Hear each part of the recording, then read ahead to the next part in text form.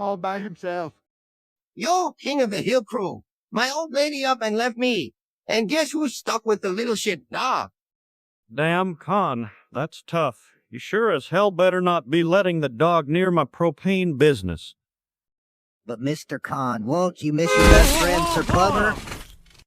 Nah, man, that little furball is a pain in the ass. She was my old lady's dog, not mine. Now she's just this constant reminder of her. Hey, Cone, maybe you can train that dog to do some chores around your place. I heard dogs can be trained to use a damn mop and bucket. Hell, Cone, I reckon that pooch ain't gonna be as lonely as you will without Mrs. Cone. You might want to consider a little male companion for yourself. Thanks for the advice. Yo, but I'm thinking of getting rid of the dog.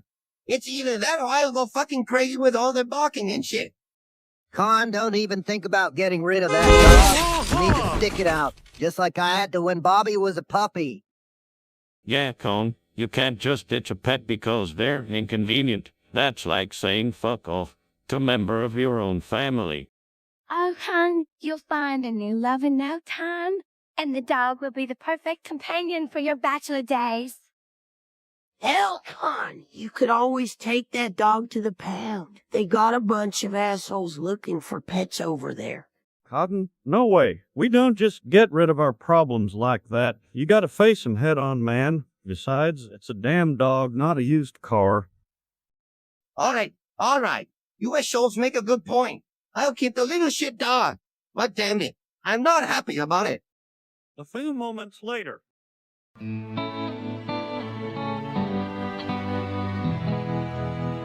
What's all this ruckus? I just can't understand why no one cares that I'm upset. I can't.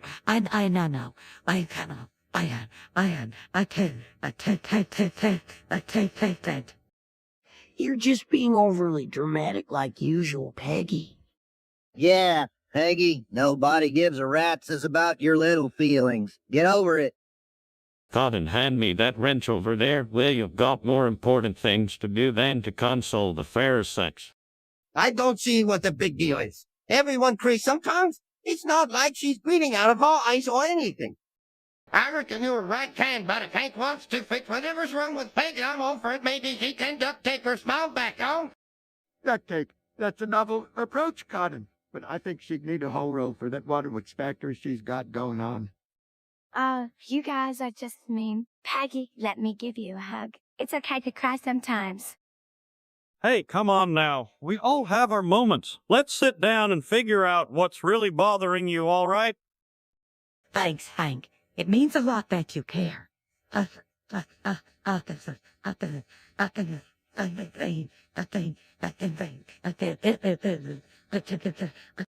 Oh, aren't you just the sweetest couple of cree-babbies? This is better than reality TV. Van straight, Dale. Now, about that wrench. Hey, don't worry about those assholes. They're just jealous they can't cry as good as you. You're the queen of emotion outpouring. If the Queen of England cried as much as you, Peggy would all be speaking a different language by now. Yeah, that would probably include words like doggy, but Gary Hyde. Remember,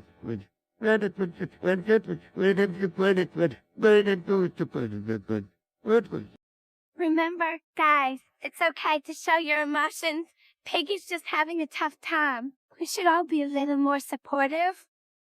All right, that's enough. Let's all take a deep breath and remember what it feels like to be human. Sometimes we all need to let the tears out. It's not about who cares the most, but about being there for each other. Jesus Christ, Hank. Can't we just go back to watching the game in peace? Men to that, Dale. Let's chalk this one up to girl cooties and move on. Look, I've got a box of tissues if you need it. You can cry all over them, or you can blow your nose. Either way, I'm cool with it. You gotta admit it, this is some grand entertainment. His emotional roller coaster beats the hell out of any soap opera. Can you give us the full performance? We're all here to watch. You guys are something else. But I know deep down, you all really do care about Peggy. That's what makes our little family special. There you have it, sweetheart. We might give you a hard time, but we do care. Now let's figure out what's really going on, all right?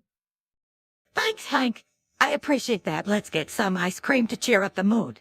It's chocolate chip, right? Yep, and I call dibs on the rocket-shaped waffle cone. A few moments later.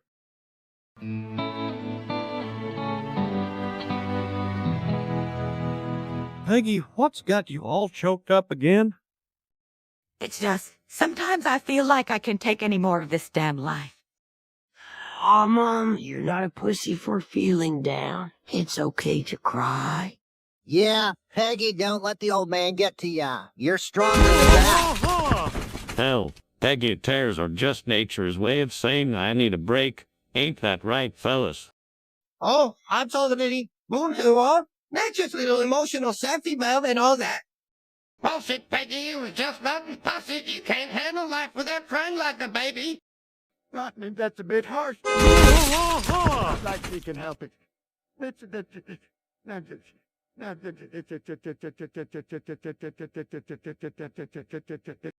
Oh, Cotton, everyone has their moments. It's okay to let it out sometimes.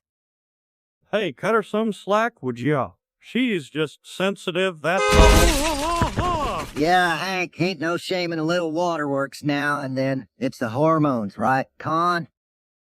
Right? Deal. And I hear they are especially potent during a full moon.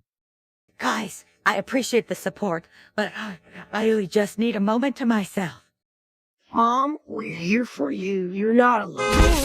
That's right, Peggy. We all get our feelings hurt from time to time. It's how we deal with it that counts. Men to that, Hank. And hey, if all else fails, there's always a cold beer to drown those sorrows. A few moments later.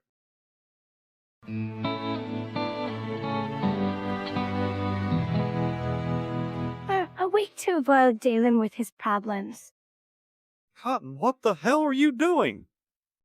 Hank, time to take this here bottle of box cocktail and just lay here until I wake up a week from now. No worries, no bills, just sleep. But Uncle Colin, you can't just escape your problems like that. And where the hell did you get those pills? Cotton, you know their prescription. Oh man, this is the ultimate Cotton's away moment. Let's raid his liquor cabinet while he's out. Hell to the no, Dale. We can't just let him do this to himself. That's a one-way ticket to Oxytone. Population call. I say we call 911. This is a clear case of substance abuse. Now hold on there, fellas. I got my reasons, and it ain't about escaping. It's about finding a new kind of peace. Peace. The only peace you'll find is in the morgue if you had. Oh, Cotton, you can't solve your problems by sleeping them away. You need to face them head-on. Great determination. All right, that's it. I'm taking him to the doctor first thing in the morning. No ifs, ands, or buts about it. Oh, Hank, don't be such a killjoy. Just let an old man have his moment of peace, will you? Man, this is just like that time you thought you were a cow and tried to brand your ass with a hot poker. And we all know how that turned out. Dale, ain't no need for that kind of permanent peace. A few moments later.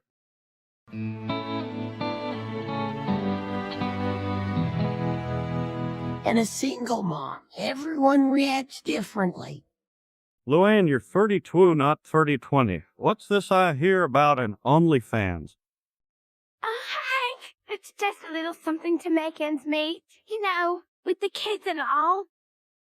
Luann, that's not right. You can't just. Oh, I'd subscribe in a heartbeat, Peggy. She's always been my favorite hill. Can I watch too? And Luann, I want to support you. If the market for your content is willing to pay, why not capitalize on it, my dear? What's in OnlyFans? Why does it sound like a place you'd find a lost dog? This gold Cotton should subscribe like watching the sunset every day. Yo, it's the digital age. If the good Lord put the assets on her, and the economy's in the crapper, then she's just using what he gave her, you know. It's not like that. It's tasteful. I'm a mom. I'd never do anything. Oh, I assure you, Luann's content would be educational. Like today we learn about the mating dance of the greater roadrunner. Dale, that's not appropriate even for a joke. Luann, you need to think about your reputation. This isn't right. Maybe there's another way to make extra money that doesn't. Well, you know. Thanks, Peggy. I appreciate it. It's just hard out there for a single mom. Have you considered leveraging your intellect and expertise in early childhood education? There's a market for that. A few moments later.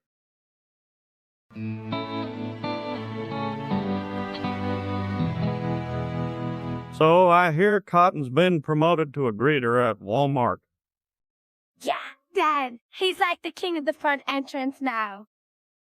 Oh, great. My father, the esteemed ambassador, reduced to welcoming shoplifters and lazy consumers into a corporate Fucking Peggy. Cotton's living the dream, man. Welcome to Walmart. Get your fucking shit and get out. That's his new catchphrase. Hey now, that's a bit harsh, Dale. Cotton's just doing his job, you know. Plus, he gets to wear that snazzy vest. I must admit, it is rather charming to see the old man embracing the capitalist beast. Standing is winning, as they say. So I'm not just the greater and the gatekeeper of consumers, the centennial of savings here. Hell, I just say hand collect those blue vests they give me at the end of the day. Cotton, you're like the Walmart version of the Statue of Liberty, but instead of giving me your tired, you're poor, it's over your wallet. We got low prices. The ways have to be so dark, Cotton loves. He says he's never felt more useful, helping people save money on their everyday purchases. Moonshine. Damn, Hank, you're gonna have to step up your game if you want to keep up with Cotton. That man's a woman economic stimulus package. This is all just terribly depressing. My father, once a distinguished public servant, now a corporate pawn, handing out fleers for the Walmart money sender. Well, I reckon it's better than him sitting on his ass at home, watching Fox News and getting all riled up about non-existent death panels. Indeed, Peggy, at least Cotton is out there, mingling with the masses, a true testament to his adaptability and resilience. Hell, I'm even considering learning Spanish vendettas at Walmart. Consider to mercancies out there like that's what I'll say when them foreigners come in. Cotton, you're a goddamn national treasure. Remember that next time you need dip in discounted. Bill, you always know just what to say to make everyone feel better. Isn't that right, Cotton? Damn straight limit, those Walmart graders any nice. We're gonna take this operation to the next level. Welcome to Cotton's Corner, where customer service is personal and the discounts are divine. All right, y'all, let's not get carried away. Just do your job and maybe don't lose any of those vests. We can't have you running around half naked. Yes, Hank, let's keep this family friendly. I'm sure the customers appreciate a greeter who doesn't curse like a sailor on a bender. Yeah, I reckon as long as Cotton's keeping it real and handing out them sweet, sweet savings, we can let the man have his fun. Yo-ho. Indeed, a touch of spice in the mutton makes life all the more palatable. Wouldn't you agree? You bet you can, remember, you lost yourself at Walmart, don't worry. Cotton's got your back. A few moments later.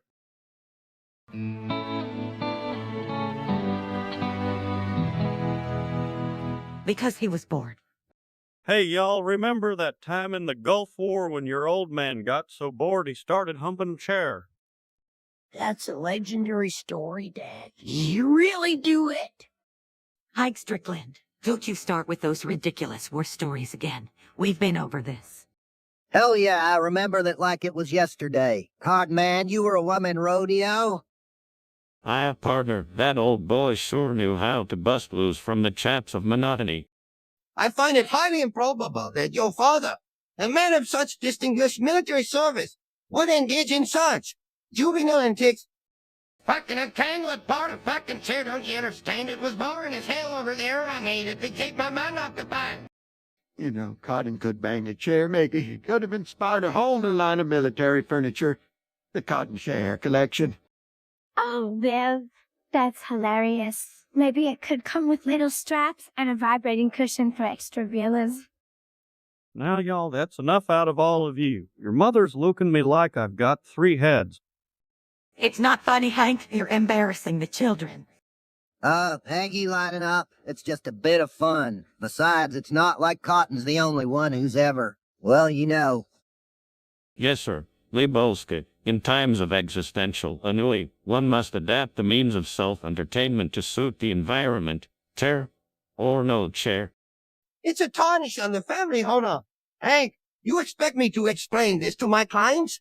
Oh yes, the Strickland family, distinguished in military service and fine furniture. Damn straight, Kane, if it got me through another day in that godforsaken desert, then I reckon it was money well spent. You know what we need? A reenactment. I'll get the popcorn. Oh, Bill, you're so naughty. But I guess it takes a certain kind of crazy to make a difference in this world. All right, enough's enough. Let's just drop it before Peggy has a conniption fit. A few moments later.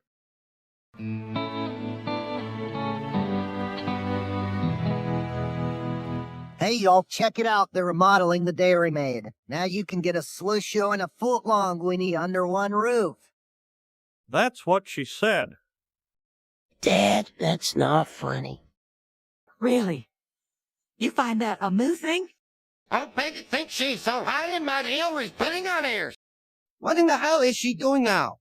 Looks like she's triggered his Pacific Theater flashbacks, boys. Oh, this is gonna be good. Cotton's about to get all Mogadishu on us. What the fuck is her problem? Speak English, you goddamn commie! Shigo shimiso. Koken waneda shuka. You there, private, get that Japanese brute some show and stand and clean your foxhole, damn it! Cotton, snap out of it, man. It's just Peggy speaking Japanese. Yeah, and she's not even doing it that well. Must be the Hilco accent messing with her. Maybe if we all spoke Japanese for a day, Cotton would understand how it feels and cool his jets. Well, ain't that a novel idea? But I reckon that'd just confuse the living shit out of him. Yes, it would. Imagine Cotton trying to say sushi without his teeth. Priceless. What the fuck was that all about? A few moments later.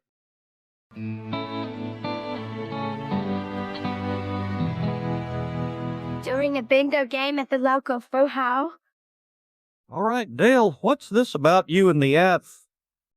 Damn it, Hank, I ain't done nothing wrong, but those federal accuffs forced me to stay at Joe's for 5 whole nights 'cause I mentioned Waco during bingo. But Dad, wasn't that kind of your fault? You know how you get when you talk about firefights and stuff. It ain't my fault they took it the wrong way. I was just recounting a story, not inciting a riot. Well, Mel, maybe you shouldn't fan the flames of controversy at every opportunity. Peggy, I was just trying to win some damn bingo games, not start a war with the government. Yes, sir, Dale.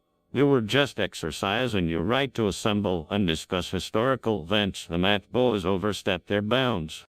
True, but you did bring up Waco. Damn it, Con. It was a historical reference, not a threat. Something you gotta do. You never know. Is this stinging and what they might take offense to? I don't know. Cotton seems like that took Dave's words a bit too literal. Oh, Bill, you always stick up for the underdog. Maybe we can help Dale sort this out. Hell, Luann, we'll stand behind Dale on this one. Them boys ain't got no business harming our neighbors over a simple mention of Waco. Thanks, Hank. I appreciate it. Guess I'll have to take on the app and make sure they don't trample on anyone else's freedom of speech. Tiger, Dale, we're with you all the way. Let's show those federal goons that Strayland's got some backbone. Boom hour. Let's do this. Just be careful, Dale. We don't want you ending up in another one of your misunderstandings with the government. A few moments later.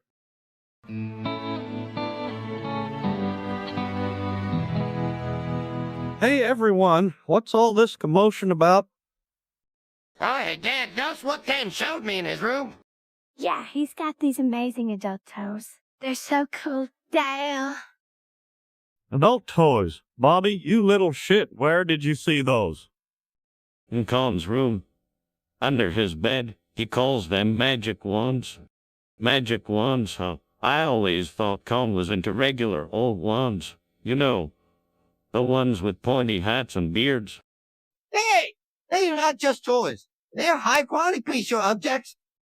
Pleasure of death, son of a bitch, can you've been hoarding pleasure of deaths in your room. I always knew there was something about those late-night lights in Con's window. Bobby Hill, you are not to be discussing such adult subjects. This is a family show, for Christ's sake. And what the hell is London talking about this things like it's a trip to the zoo? Oh, come on, Dale. They're not that bad. I mean, they're just for fun, right? Tools for fun? Yes, bells? Where did we go wrong as a society? Next thing you know, the kids will be asking about the birds and the bees at the dinner table. Man, I always figured y'all would find out eventually. Might as well get used to it, Hank. It's the new frontier. Look, I just like to be prepared for any situation. You never know when you might need a little extra help. Yeah, at ARLEN Pleasure Seekers Club, we could meet up and share tips and toes. Over my dead body will there be a pleasure seekers club in this town. This is America, land of the free and home of the, not so pure. Dale's right. This conversation is over. Bobby, to your room now. And Luann, you're coming with me to clean up that mess in Con's room. A few moments later.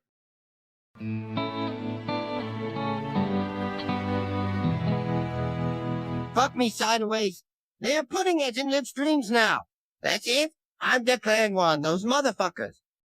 Dale, you can't just go around declaring war on companies because you don't like their business model. Yeah, Dale, you should maybe just, chill. Dale, we've had this conversation before. You can't solve every problem with a tank and a grudge. To hell with that. I'll show 'em the power of free speech, goddammit. I'm gonna roll up to you two in my tank and give 'em a taste of their own medicine. Dale, have you considered that maybe there's a way to make money from your own live streams without resorting to tanks? Oh, Bill's right. Dale, you could monetize your own content. Think of the potential for viewership. Monetize my own content, huh? That's what they want you to think? You don't rise up and fight the system. No, I'm taking a stand for all the little guys out there who can't afford a tank. Son, you better not be planning anything illegal with that hunk of metal. The last thing we need is you in jail again. It ain't illegal if it's an act of rebellion against the oppressive capitalist pigs that control the internet. I'm doing this for freedom. Damn it. All right, Dale. We get it, you're all riled up, but let's not go full ramble on these tech dudes. Yeah, they've got drones and shit. Dale, maybe you should focus on something less explosive, like a hobby or a new pet. Something that doesn't involve heavy artillery. Fuck a hobby. This is about principle, guys. I'm not backing down until YouTube knows the name Dale Gribble. All right, Dale, let's try to reason with you before you do something you'll regret. How about we sit down and figure out a way to make your streams work for you without resorting to warfare? A few moments later.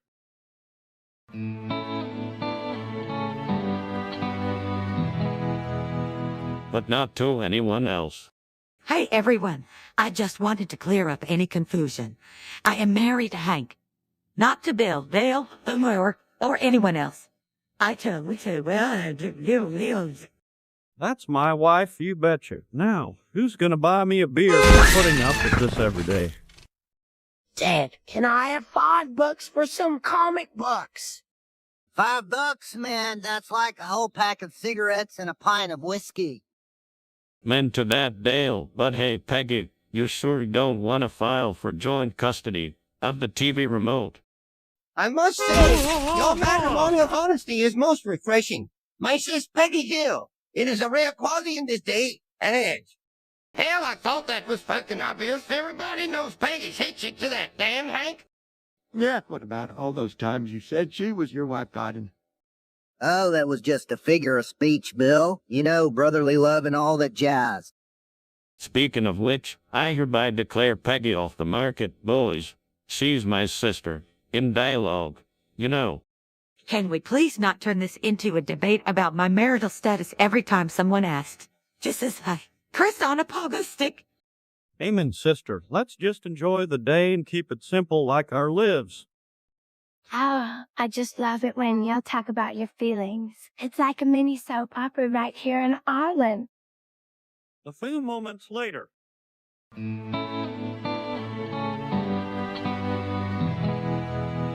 Peggy, I'm just saying your new haircut looks like something a bald eagle would know. I do sure know Etorshai Hikarowi Atsukashikuamo. What the hell are you babbling about, Peggy? Joe, she's gone full anime on us. Yeah, she's a real Sailor Moon over there. Cotton, that's not nice. You know, Piggy's always been into Japanese culture. Yep, she's all about the manga and anime, that's her thing. Manga-san, respect. Japanese girls, I remember the Pacific Theater pretty well. And there's my grandpa fighting for freedom in World War E. God and cover your ass, incoming mortar fire. Take that, you dirty Jap. Cotton, that's not okay. We're talking about Japanese culture, not a time for racist slurs. Oh, Peggy, I'm sorry. I didn't mean it like that. I was just trying to make a joke. It's okay, Cotton, but let's remember respect for all cultures, especially the ones we love. Right on, Peggy. That's what I call a teachable moment. And it's all thanks to your Japanese skills. A few moments later.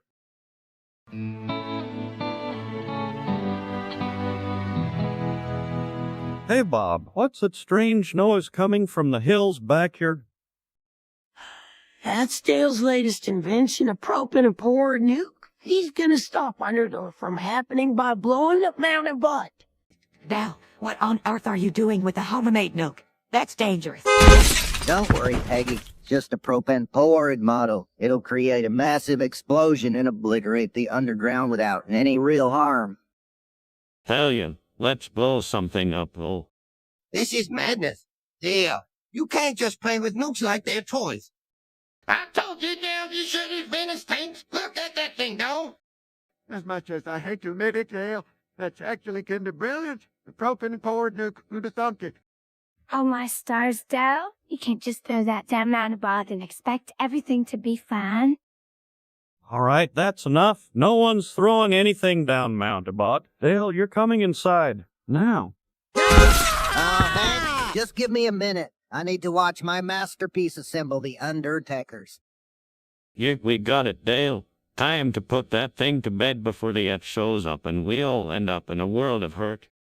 And don't forget about the potential for catastrophic propane leak. This is irresponsible. I reckon you best put that thing away before it blows up in your face, literally. Yeah, and the last thing we need is a real-life explosion causing an actual underground collapse. Your game's gonna be over before you know it. Please, Dale, think of the bunnies. They wouldn't want you to hurt yourself or anyone else. Dale, come on. You can solve all of life's problems with a die nuke. Let's go inside before someone gets hurt. Or worse, we all end up in jail. Fine, fine. But this isn't the last you've seen of my propane-powered solutions to everything. Blah! A few moments later.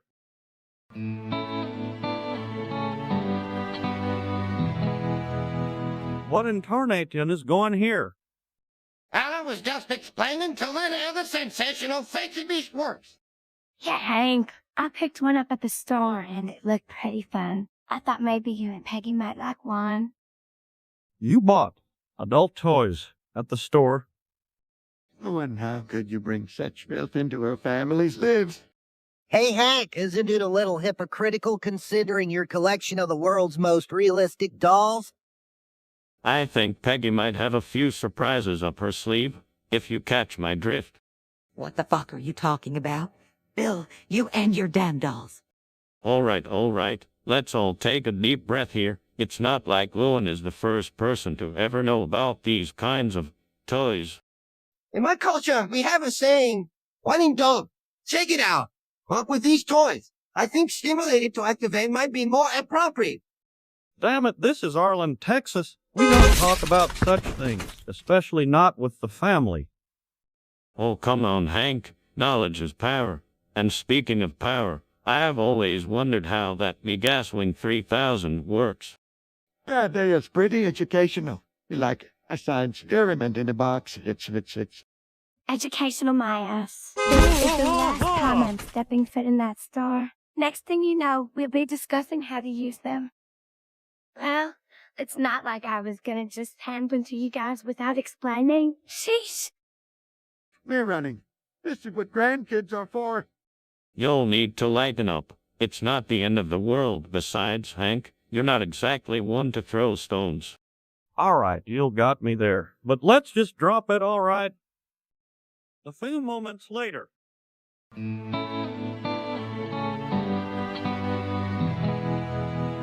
I tell ya, boys, this is it. This is where we draw the line. YouTube, you've gone too far with these ads on live streams. Dale, put down the rifle. You can't go to war with an internet company. Yeah, Dale, maybe you should just, adapt and overcome. Dale, sit down before you hurt yourself. Or worse, get us all arrested. Adapt and overcome? Hell no! I'm declaring independence from these tech tyrants. Well, damn, Dale's got himself a manifesto. Yo. I'll be your chief of staff. Yeah, we'll run YouTube like the ARLEN on fields, with a little less drilling and a lot more bandwidth. Sounds like a plan. Some let some of Silicon Valley folks, however your man stands up for his rights. Yeah, we'll roll out the red carpet when you liberate us from the YouTube overlords. Gail, you're just so passionate. But maybe we can find a different solution, like, I don't know, blocking software. Software? Hell no! This calls for a tank. A big, badass kicking tank. Fuck, Dale, you're not getting a tank, and kicking isn't something you can just declare on the internet. I don't care, Hank. I'm going to war for our right to it free streaming. Oh, for crying out loud. You sound like a crazy person. Dal, put down the rifle and let's watch some I Love Lucy reruns. No ends there. Fine, Peggy, but this isn't over. YouTube will rue the day they mess with Gutter Boy. You'll better take cover when Dale goes all gutter general on YouTube's ass. I'll start drafting the Surgeon General's warning about YouTube's and policies. Yeah, we are in this together. That's the spirit. Dale will show him all how done good Orland, Texas. Just don't forget to pay for the tank. Hell, I don't want to find out you've maxed out my credit card again. Please tell me this is just a metaphor. Dad, you're not really going to buy a tank, are you? Metaphor? Hell no, Luann. This is real. I'm gonna be the king of the hill on the internet. All right, that's it. Someone talk some sense into Dale before he does something truly stupid. Dale, honey, let's just sit down and watch some. No YouTube, no ads, no tanks. How about it? Fine, Peggy, but mark my words, YouTube's days are numbered. Yale, I'll be damned. Dale's declared digital war. Guess we're all in this together. Yo. I get it, but Dale better not touch my popcorn maker. Last time he borrowed it, found it melted to the floor. All right, maybe I'm overreacting just a tad. But A few moments later.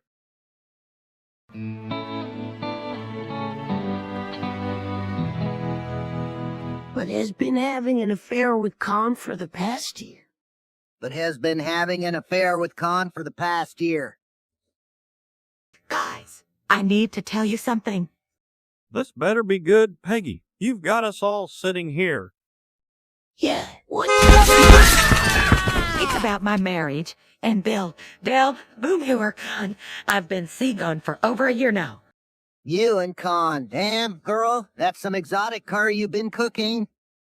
Yale, I'll be damned. Never would have guessed the old lady was a secret spice enthusiast. You little one-wrecking whore, how could you do that? Now, Bill, let's not be hasty. It's not like Peggy owes us anything, is it? Dude, you're like a home wrecker with a PhD in infidelity. Wait a minute, aren't you supposed to be married to that feller, Hank? Yeah, Cotton. And now my whole life's a goddamn sitcom. Peggy, I can't believe this. But remember, it's never too late to turn things around. I don't know what to do. I love Hank, but I can't know what I feel for Con. Peggy, we both knew this day would come. We have to face the consequences of our actions. Consequences? You think this is just a game, Peggy? It's not what you think, Hank. I never mean to hurt you. Hey, maybe this family can turn into a reality TV show. Thanks for changing our affair in Arlen. Dude, not everything's about television ratings. Some things are just plain tragic. Lighten up, dude, like that old saying goes, when life gives you lemons, make lemonade, and then throw it in the face of your betrayer. We should be honest with everyone and face this together. Together. This isn't a tag team match, Peggy. I know, Hank. I'm sorry. I don't know how to fix this. You better start by ending it with Con, or do I have to beat his curry-loviness? Now, let's not turn this into a three-ring circus of despair.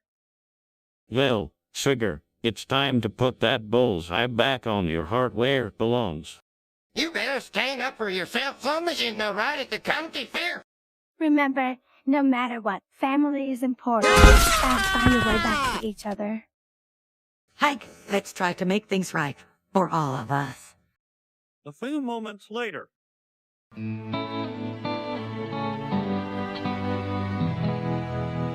sport. Hey everyone, Dale just told me something crazy. He says the ATM's coming for our dogs. They seem like the two, but they're fictional. Fictional, my ass. They're real and they got a grudge against man's best friend. Ever heard of 360 no-scoping? Dale, you're watching too much Call of Duty again. The ATM was a group of military heroes, not video game players. Oh, you think so, Peggy? Well, they got a helicopter and a van that can turn into a fortress. They're coming for Fosse and I ain't taking any chances with our pets. Well, fuck me sideways if that ain't the craziest thing I've ever heard. You reckon they'll 360 no-scope our pooches, Cotton? Hell yeah, Boomer. I've seen him doing a video on the internet. Those the team motherfuckers don't play around there at River Dog in Arlen. Alright, everyone calm down. Tails just spooked from watching too many action movies. But just to be safe, let's keep our dogs inside tonight. Yeah, no lights. If the attempt, they'll spot us from the sky with their night vision goggles. Oh my God, Bill, you're scaring me. I can't believe you just said that. The ATM is not real. Exactly, Con. That's what I'm saying. We gotta protect our four-legged friends. And I know exactly where they're gonna hide out. The Hill family basement. It's like Fort Knox down there. Alright, Peggy, you stick to your guns, but I'm gonna make sure all our pets are safe tonight. No ifs, ands, or buts. Well, I reckon that settles it. Let's round up the hounds and secure the perimeter. Dale, you got any of that a team strategy expertise to share? You betcha, Boomhauer. We'll set up a rotating watch. 2 hours on, 2 hours off, and we'll rig up some sort of doggy alarm system with bells and whistles. A few moments later.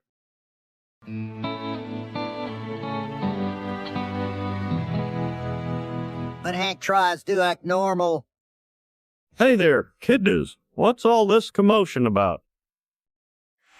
Luann was just showing me her new adult toys for her classroom. They're educational, right, Luann? Yeah, Bobby, they're for teaching history and interactive playsets. It's cutting-edge pedagogy. Interactive playsets? Sounds like a euphemism for something else. Ain't that the truth? I saw something similar at a gas station once, had a different kind of interactive playset, if you catch my drift. Oh, too much. You teaching children about adult pleasures. Hell, when I was a kid, the only toys we had were whatever we could find in the cotton file. No fancy education stuff. I don't know, Cotton. I think back then your idea of an adult was anything with moving parts. Alright, let's keep this concerning. Luann, these toys are for teaching, right? Not, for other purposes? Hank? No. They're strictly for educational use. Though, I suppose they could double as marital aids, but that's not the primary intent. Well, isn't that just special? Our sweet Luann, the sexual educator.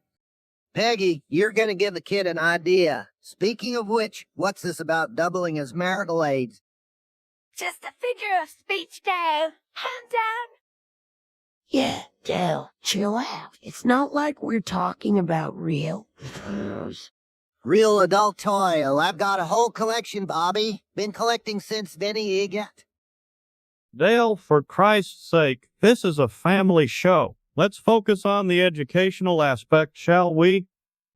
Preach it, Hank. Keep it wholesome and all that. But I reckon there's a market for history through interactive plays that might be onto something there. Oh my God, this is the most inappropriate conversation I've ever been party to. Hell, back in my day we didn't give ourselves just a stick in our imagination. Gotta do less trouble that way. Cotton, you had the right idea at simpler times. All right, y'all, let's take it to church on Sunday and discuss this in a more appropriate setting. For now, let's just focus on the joy of learning. Yes, Hank, you're right. It's all about the joy of learning. Aren't you excited for my new classroom toys? Yeah, Luann, I can't wait to see them in action. Just remember, kids, these toys are for education first and foremost. Let's keep it that way. Now, who's up for a cold one? A few moments later.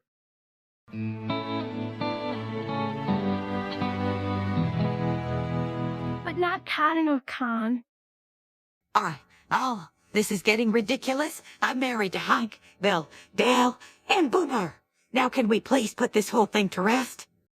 Well, color me surprised. Who knew Peggy was such a catch? But Mom's married to everyone. It's like a magical fairy tale. I always knew there was something special about that woman. A real catch, indeed. Well, hello there, Mrs. Popular. Marrying the whole town, are we? I don't understand this marriage business. 1 minute Peggy's my wife, the next she's not. It's like a game of musical chairs.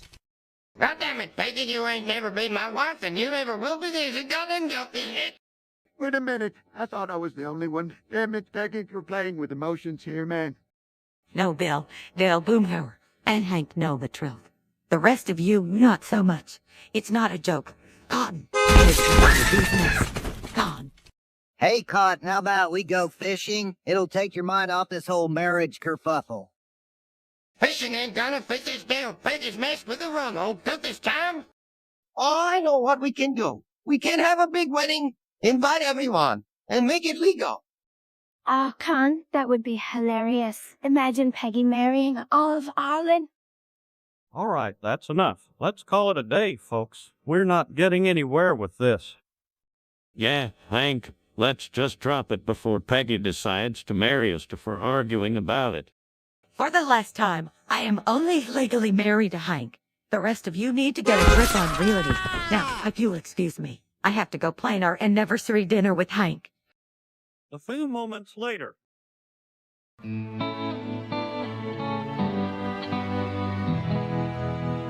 To discuss their plans for the upcoming summer.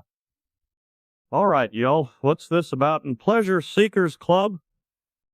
Hell, it's like a secret society for having a blast this summer, Hank. Sounds fancy and expensive. I'm in. As long as there's beer and barbecue, I'm your huckleberry. Yeah, hello. What's all the fuss about the Pleasure Seekers Club? Sounds like a swanky joint to me. Indeed, my American friends, I am intrigued by this Pleasure Seekers Club. And indeed, we have similar gatherings, but with more spices and less cussing. What's all this club nonsense? I reckon the cold bottle of Sanger and the game of horses shows is all the pleasure I need. You caught him, keep it simple. And where do we fit in for community service hours? Guys, it's not like that. It's about making this summer memorable without breaking the bank. We can do fun and cheap. As long as it don't involve no hippie crap or that new age bullhickey Peggy's into. Hippie, new age. I'm just trying to make this summer enjoyable for everyone, including the kids. And what about us, Louie and Honeybunk? What's in it for the old guys? I think we're gonna have to wrangle these folks into some sort of organized fun. Lord have mercy. Organized fun is the way of the future, my friends. With a little spice from my homeland, I assure you, this summer will be unforgettable. Well, I reckon as long as we're all together, it ain't gonna matter what we do, just as long as there's some good grub and cold drinks. Maybe a few less trucks roam around, Cotton. Keep it family friendly, huh? Exactly. That's the spirit. Let's plan some wholesome activities that won't break the bank. How about a picnic in the park or a movie night under the stars? A few moments later.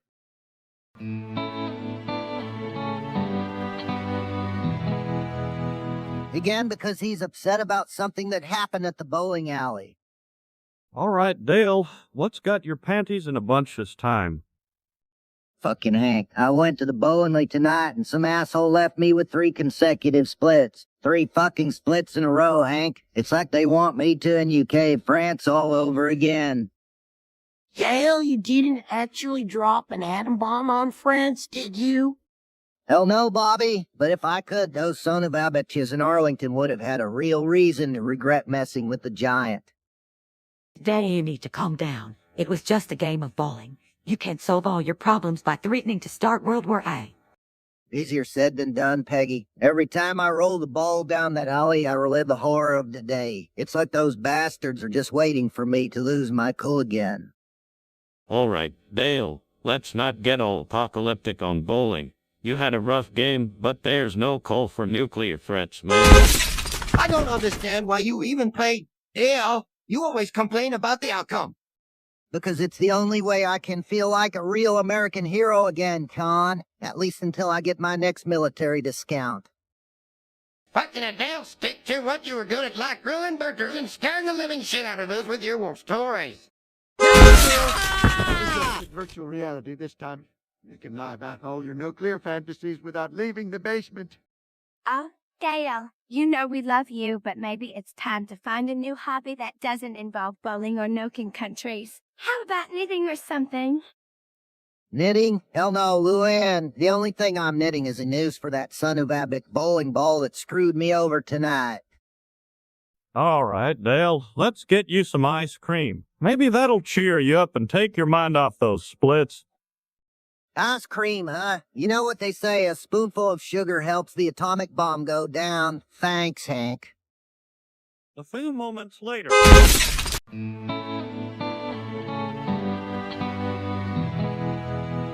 But not to ruin Cotton or Con. Hey, everyone. I just wanted to clear the air. I'm married to Hank, Bill, Dale, and Boomer, but not to Luann, Cotton, or Con. Well, that clears things up. I always knew our love was the real deal, Peggy. Yeah, Hank's your daddy, Mom. No question about it. And don't forget, Peggy, we've been through thick and thin. I'm like a husband to you, aren't I? Ain't that the truth, Dale? We're practically married in the eyes of the Lord. But Peggy, I thought we had something special. You said we were soulmates. Hell, I reckon I'm her honorary husband with all the nights she spends talking to me on the phone. I see. It's just a funny way of saying you're married to the guys you talk to the most. I'm still your little sister, though. Married to me, Ellie, this is the best day ever. Hey, Bill, you didn't hear this from me, but I think Peggy just upped your status to brother-in-law. Well, ain't that a hoot and a half? Marriage a state of mind, yo. This is ridiculous. I demand a recount. Ain't nothing but the drunk Peggy's a one-woman man with every man she talks to. All right, y'all, let's keep it respectful. Peggy loves us all in her own way. I appreciate you all understanding. It's just a figure of speech, okay? It's okay. I know my place in the family. And it's not as one of the husbands. Well said, Luan. Your place is right here with us, sugar cake, as your own husband. A few moments later.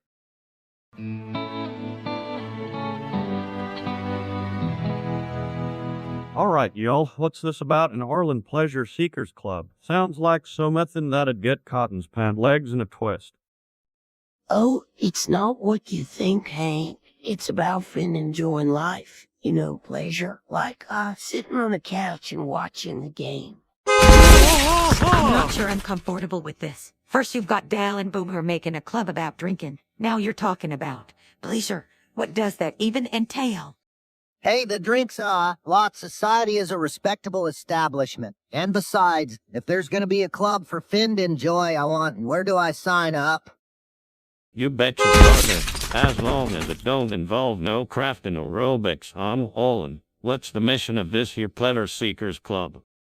I am intrigued by this pleasure you speak of. In my culture, we have many rituals designed to maximize pleasure. Perhaps I can contribute some insights. Damn it, Bill, don't let that Yugo King get his filthy hands all over our pleasures. Hank, I'm all for a little, or as long as it doesn't interfere with my bowling league or my naps. That's the beauty of this club. Everyone's welcome to share what brings them joy. Whether it's Khan's exotic traditions or Bill's siestas, we're all about embracing life's little pleasures. Well, as long as it don't involve any of that hippy-dippy new age crap and keeps the family values intact, I guess I can get behind this. For you, Luann. Fine, but if this club turns it into some sort of debaucherous orgy. Oh, Peggy, your imagination is running wilder than a jackrabbit on a date. Let's keep it clean and wholesome. Yo, like taking mud, but with less mud. Indeed, we shall strive for a balance of indulgence and decorum. I propose we commence with an inaugural gathering at my abode, where we may sample a variety of pleasures, including the aromatic. Hell, I just want to have a good time without thinking about all that fancy paint stuff. Maybe watch some wrestling and drink a coke. And that's exactly what we'll do. A little something for everyone. The first meeting of the ARLEN Pleasure Seekers Club will be a blast. I just know it. All right, you heard the girl. Let's not fuck this up. We're gonna have a good time, Strickland style. Now, who's bringing the chips? A few moments later...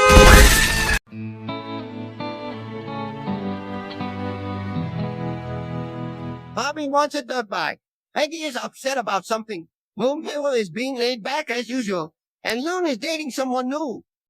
Well, it seemed like a good idea at the time. You fucking moron, what is wrong with you? You just drove a tank through my house. Was it effective, though? I mean, I bet Min's dead is the last thing on your mind now. That's not the point. My niece could have been in there, and Min doesn't even live here anymore. Oh, well, shucks. Looks like I'll have to take my grievances elsewhere then. You need another tank of propane, Bill. You do, Hank. Got that new badge. Yes, sir. Fresh from the barrel, just like you like it. Hey, Hank, can I get one of those bikes for my birthday? Bobby, we've been over this. You're not getting a dirt bike until you learn to ride a bicycle without falling off. And don't forget, Bobby, your father and I are saving up for your college fund, not toes. But every other kid in school has one. Every other kid doesn't have parents who care about their future. Y'all are always working up some sort of drama. Why not just take it easy? Oh, Sheriff, you won't believe who I'm dating now. He's a pilot for their line. Well, ain't that something? Must be nice to have someone fly you places instead of just fixing on it. Absolutely, and he's so romantic. He took me up in the air and we watched the sunrise together. Sunrise, huh? Sounds like a plan. Maybe I'll steal Dale's tank and take it for a spin up there. Get a bird's eye view of the world. Hey, little lady, wanna see something cool? Uncle already told me about the tank. Why are you here? I'm here to collect what you owe me, and I ain't leaving without it. Uncle already said he doesn't have it. And besides, you almost ran over my hamster with that tank. Oh, hell, that was an accident, but this is business. You tell me I'm coming for him, too. Good luck finding him, Mr. Gribbs, and maybe next time, he's something smaller than a tank, huh? A few moments later.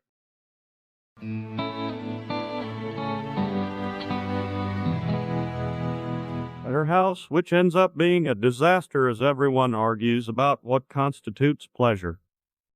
Hey, what's all this ruckus? Dad, we're trying to define pleasure. It's a deep philosophical question. Yeah, Hank, we're enlightening ourselves with the ARLEN Pleasure Seekers Club. That's right, Hank. I've been seeking pleasure since the 70s, and let me tell you, it's a slippery concept. Ain't that the truth, Dale? But I reckon it's mostly about chillin' and grillin'. No. Pleasure is about transcendence, moving beyond the mundane. I reckon pleasure's simple. It's the feeling you get when you take a big old dump after eating a whole pie. You all are missing the point. Pleasure is about satisfaction, the kind you get from well-crafted beer. Okay, everyone. We just agreed that pleasure is subjective. My first meeting of the ARLEN Pleasure Seekers Club was supposed to be about exploring different types of joy and fulfillment. Well, I guess my kind of pleasure is watching a good Western. No arguments there. Westerns, Hank, that's just escapism. True pleasure is in the unraveling of the universe mysteries. We're in a sweet ride, you know what I'm saying. A car is merely a cherry to the div and boom you up. Ain't no different in a car just when it comes to sit on the way get to the bait shop. Now, please, you can't compare the pleasure of a car to the spiritual fulfillment of a well-aged beer. Everyone, please, can we just enjoy different things and learn from each other? Is that too much to ask? It's a mess, Hank. Our little town can't even agree on what pleasure is. Maybe we should just stick to what we know, like barbecue and football. No one argues about the pleasures of a good brisket or a Cowboys game. Yeah, Hank's right. Let's not overcomplicate things. Pleasure is simple when you keep it meet and greet. A few moments later.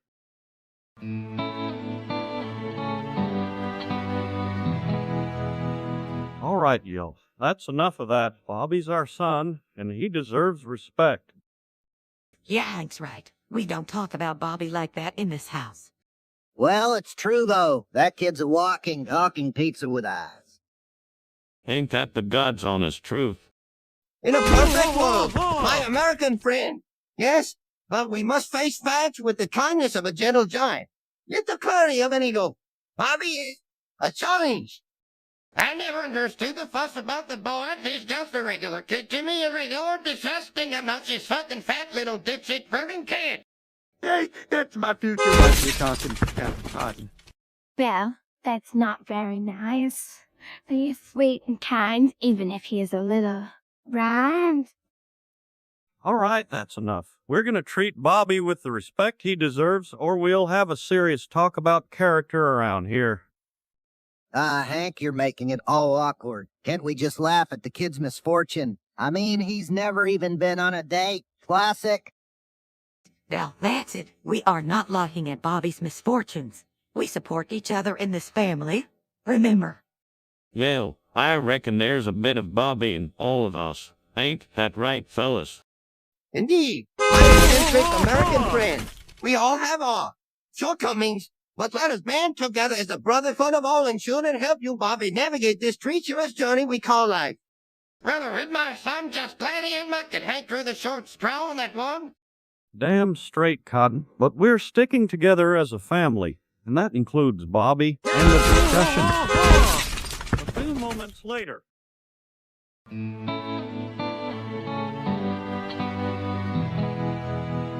At her house tonight, hoping to find new ways to spice up the mundane lives of the townsfolk. All right, y'all, gather round. I heard something about a club meet in Luann's tonight. What in tarnation is that all about? Oh, Dad, it's the ARLEN Pleasure Seekers Club. Luann's trying to help us find new ways to have fun around here. Hon, is that what you call it when your daughter's hosting a group of misfits in our living room to discuss kinky sex toys and role-playing games? Hey now, Peggy, this ain't about kid. It's about finding new dimensions to our mundane lives. I'm all for expanding my horizons as long as it don't involve no weirdo stuff. Meant to that Dale, but hey, Fluen's cooking, count me in. Her chicken casserole is the only thing more comforting than a cold Lone Star on a hot Texas day. I am intrigued by this Pleasure Seekers Club. Perhaps it will introduce some spice into my life outside of the kitchen. Pastor, well, I don't know that, but if there's a chance to get a free dinner and it come in, then you got me that pick and pile left. I'm not sure about this club thing, but it means getting up the house and a budding. I know he's nabbing. I'm all for it. Hey, everyone. Thanks for coming. Tonight, we'll explore different ways to bring a little excitement into our lives. It's not about anything scandalous. It's about enjoying life to the full. Well, I reckon if it keeps my girl out of trouble and gives her the chance to meet some decent folks, I ain't gonna stand in the way. But I draw the line at anything that involves strange betting or whatever the hell you call it. Don't worry, Dad. It's all above board. We're just going to share ideas for fun activities and maybe try something new together as a group. As long as it don't involve no freaking bird watching or knitting circles, I'm game. Let's keep it manly. Dale, you realize bird watching is about as manly as it gets when you're trying to spot the rarest of feathered creatures through binoculars, right? Indeed. Boom, you. But I digress. Let us focus on the Pleasure Seekers Club and how we might discover new joys in the simple life of ARLEN. Yeah, as long as it don't involve no strange music or dancing. I ain't gonna dance like a fool in public again after that swore dance tobacco. I'm just here for the food, but if this club thing helps Loon and makes you all happy, and I guess it's a go. Perfect. I'm so glad you all are on board. Let's make ARLEN the most pleasurable place to live. Well, I reckon as long as we're all together and Luann's happy, I guess we can give this a shot. But no freaking word stuff here. Fine, but if this turns into some sort of orgy in our living room, I'm calling the police. A few moments later.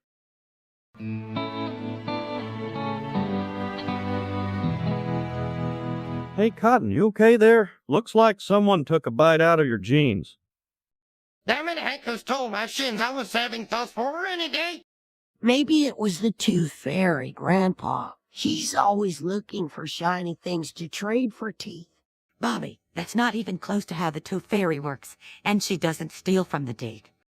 Or does she, Pags? I mean, have you ever really thought about it? What if the Tooth Fairy is just a cover for some necro-dental black market ring? Yes, heads are in the clouds. It ain't no fairy, it's the squirrels. They've been plotting, they've been planning. They're after anything shiny. Or perhaps, Cotton, it is the work of a mischievous leprechaun. They are known to steal limbs in order to craft their golden harps. Leprechauns sell fire and damnation. I've lived long enough to know it ain't no mythical predator. It's one of Hill's duty brand stains. You got insurance for that, right? You know, the kind that covers ghost teeth and sexual squirrel mischief.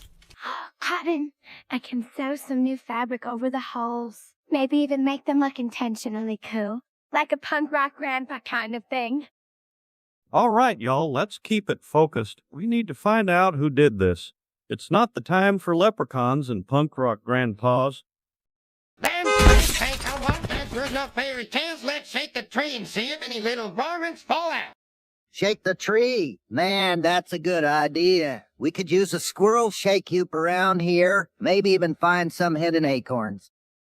Ain't no hidden acorns gonna tell us who took your sins, Cotton, but a good old-fashioned Arlen-style interrogation just might. I volunteer to lead the Inquisition. We shall extract the truck with the cunning of 1,000 Indian rages. A few moments later.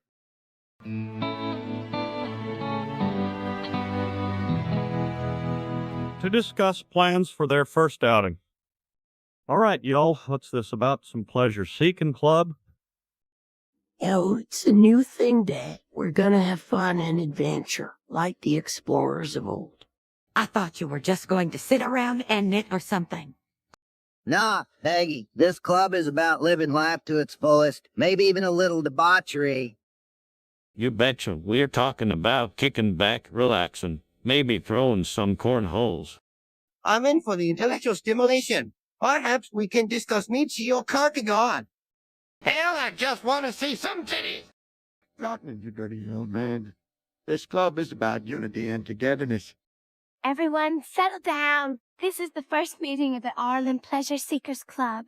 Our first outing will be a picnic at Hilltop Park. We have games, food, and it's a chance.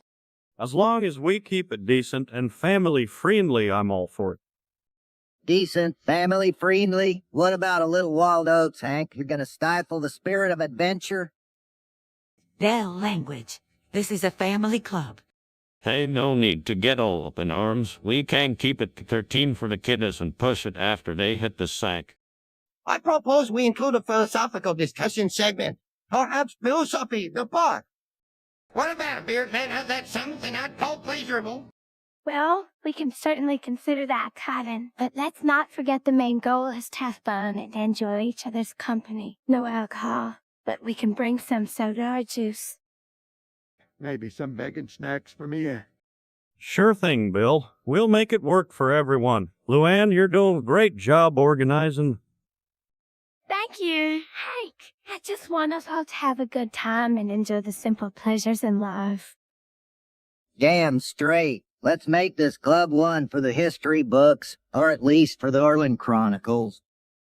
You got it, Dale. We'll be the envy of all the other towns with our Pleasure Seekers Club. Indeed, we sure set a new standard for communal enjoyment and intellectual discourse. As long as there's plenty of our candy coming. A few moments later.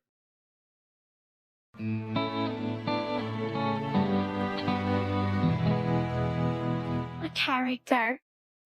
Cotton, you gotta lay off the whiskey. But that Hank, I'm just calling them like I see man. Bobby's a little big sniveling little pussy. Amen to that, Cotton. You tell 'em. Hey, that's not fair. Oh, for goodness sake, Bill, why don't you just cry about it? Yeah, Peggy. I mean, that's got a point. You're about as brave as Sister One. Oh, no. Yep, and about as popular with the ladies as a case of herpes at a nudist colony. True that, boom here. Bobby's got more fear in him than a cat on a trampoline. And let's not forget the cherry on top of your Bobby. Oh, God, that's mean. Mean. This is Texan honesty, honey. It's like a hug with knuckles. All right, y'all. Let's not stoop to Cotton's level. But, Bobby, you better start manning up if you want to get anywhere with girls. I don't want to get anywhere with girls. I like my action figures and video games. Also now it's action figures and video games. You are a textbook definition of a loser cat. Your father's just worried about you, Bobby. He wants you to be the best at something. Yeah, right. Like I'd ever take Dad's advice on anything. A few moments later.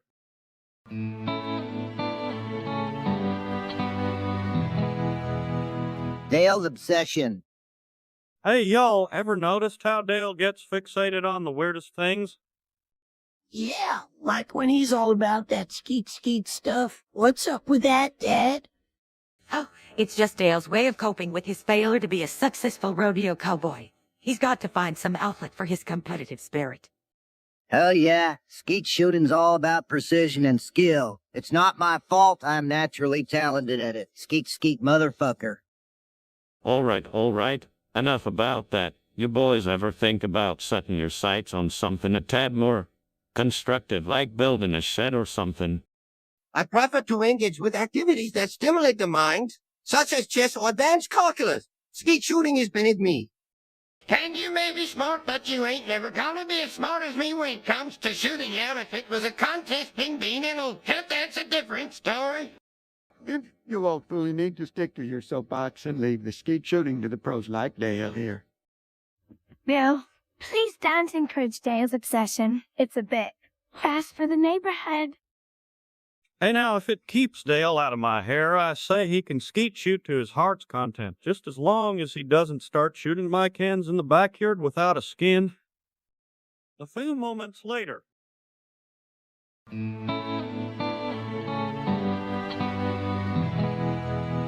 Bobby, what's all this about adult toys? Oh, I was talking to Luann about the new Star Wars action figures with lead subbers, for kids. Star Wars action figures, or adult toys as you so eloquently put it, Booby. Yeah, Bobby, let's not get any crazy ideas. Those things are for the grown-ups. Hey now, don't knock until you try them, but hey, we ain't here to judge. Lego toys. In my house. No way, Joe's. That's where you draw the line. Hands right, that kind of stuff out to my side. What's all this fuss about? There's nothing wrong with a little playtime, long as you keep it family-friendly. Oh, come on. They're just towels. Everybody has them these days. I don't know about this. Seems like we're treading into some sticky territory here. Sticky, huh? I think you just found a new euphemism, Hank. Hey now, lay off the smartest comments. We ain't all as enlightened as you when it comes to adult toys. Fuck it, Doc. Let's just drop this conversation before it gets any wetter. I'm into that. Let's talk about something normal like fishing or NASCAR. Or how about we all watch a family-friendly movie tonight? A few moments later.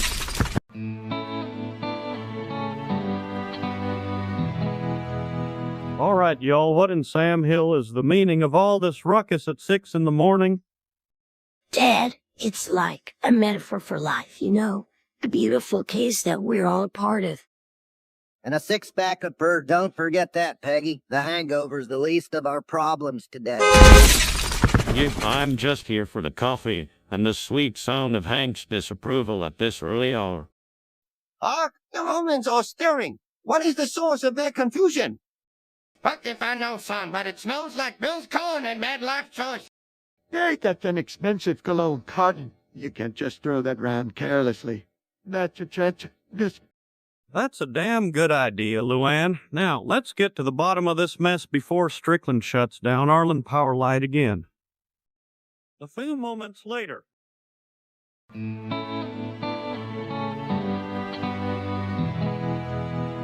Or use harassment or hate speech. This conversation must be kept lighthearted and within the bounds of appropriate dialogue for the show King of the Hill, with characters staying in character and respecting each other despite...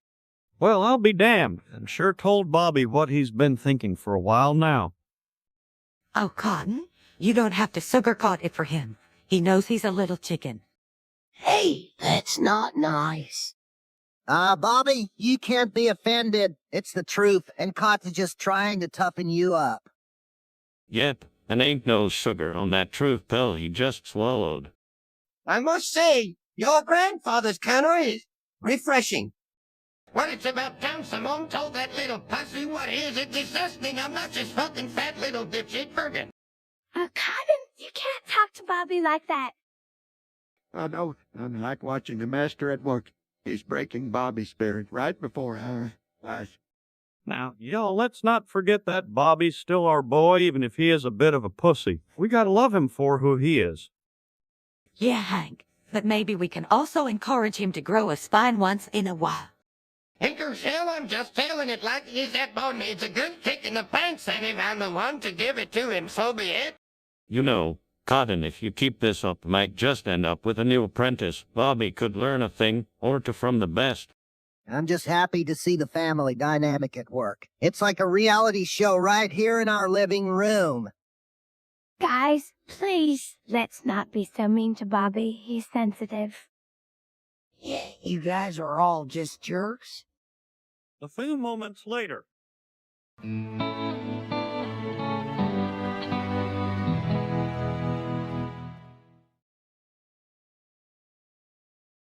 At a party with his friends. All right, Bobby, you're 21 now, but remember, there's a responsible way to enjoy a drink and a reckless one. Don't worry, Dad. I've done my research. I'm gonna start with some malt liquor at Thomas' party this weekend. It's the adult beverage for a man of my taste. Malt liquor? That stuff is cheap and strong. Are you sure that's what you want to introduce yourself to? Oh, come on, Peggy. Malt liquor is the nectar of the gods. It's like sipping on liquid gold while your taste buds dance the tango. Yeah, Dale, it's the real deal. The hauler's choice, the liquid courage in a can. You gotta start somewhere. Might as well go big or go home. I prefer a nice glass of Chardonnay, but to each their own. Malt liquor is for the common man, not for someone with refined tastes like myself. Hell, back Monday we drank when it was cheap and available. Might as well get used to taste the real cold song. Your Cotton's right. Malt liquor will put hair on your chest and fire in your belly. That's what I call a man's drink.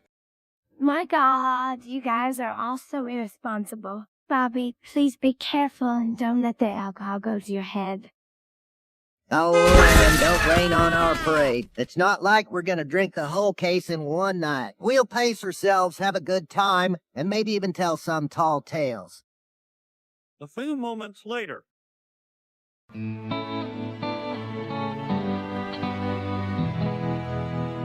Bobby, what in the blue sweet Jesus Christ are you babbling about now?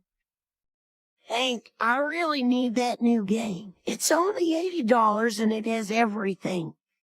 $80? That's like buying a used turf for a video game, man. Hank, can't we just this once? We can't.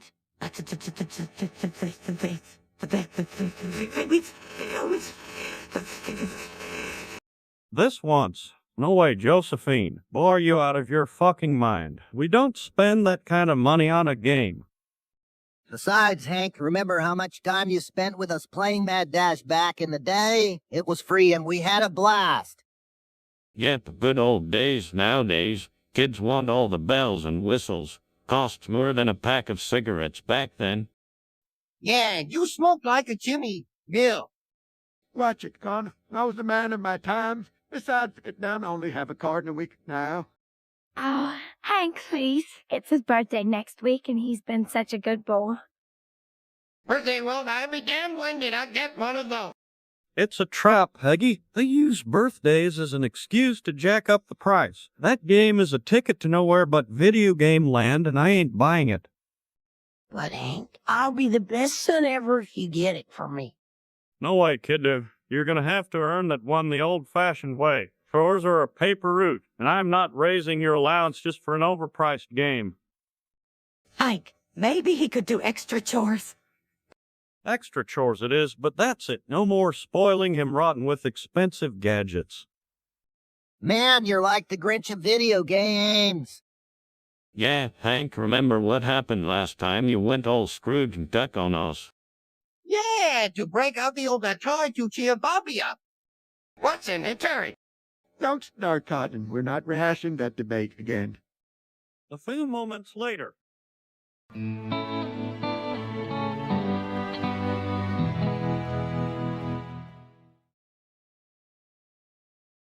To make money. Peggy, what have you done? What does it look like I did? Hank, I put your sweeping videos on OnlyFans. You're a hit. Dad, you're like a social media sensation now. Hell yeah, Hank. You're the king of the digital hills. Ain't that a hoot? Old son, your backside is breaking me. I must say, Peggy, your entrepreneurial spirit is most impressive. Damn straight, girl, you were making that dough. And you thought selling propane and propane accessories was a tough... Oh my gosh, Hank. You've got fans all over the world now. This isn't funny, Peggy. My ass is not a commodity to be sold online. Oh, come on, Hank. You were always good at cleaning things up. Now, it's just literally. And let me tell you, your cleaning skills have some serious followers now, bro. You're raking in the clams like a digital donkey. I must admit, Hank, your posterior has become quite the conversation piece among the virtual populace. Hell, I've been subscribed. That thing is like a magnet for views. Yeah, man, it's like you've got a fan base that's all eccentric or some shit. I think you can use this to start your own line of eco-friendly cleaning products. This is not happening. I'm going to bed. Good night, everyone. Dream of your fame, honey. You're a star, and I'm just cashing in on it. Sweet dreams. A few moments later.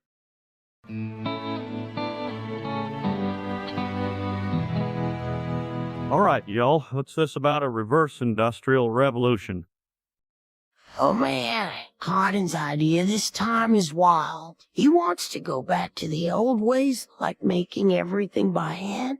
Hey, maid, are you out of your ever-loving mind? Cotton, you live in the 21st century. Now hold on there, Peggy. I'm talking about bringing back the art of craftsmanship. It's about quality over quantity, you know. Quality scummodality. I'm all for keeping my plot thinner, making machine. That thing's a godsend.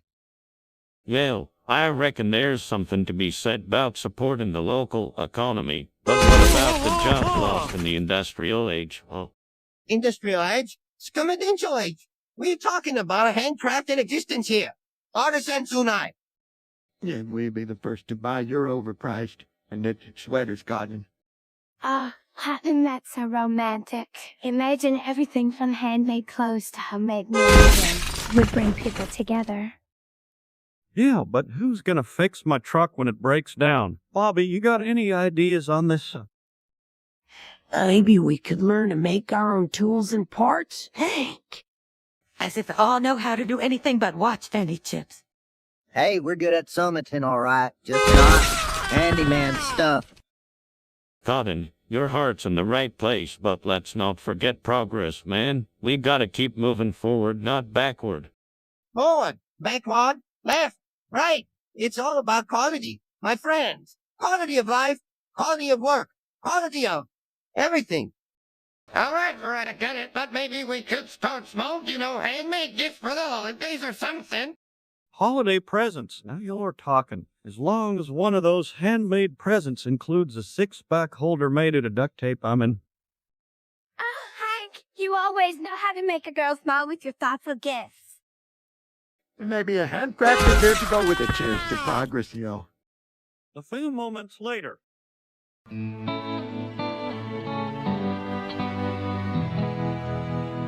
But she doesn't know if Dale or Bill is the father.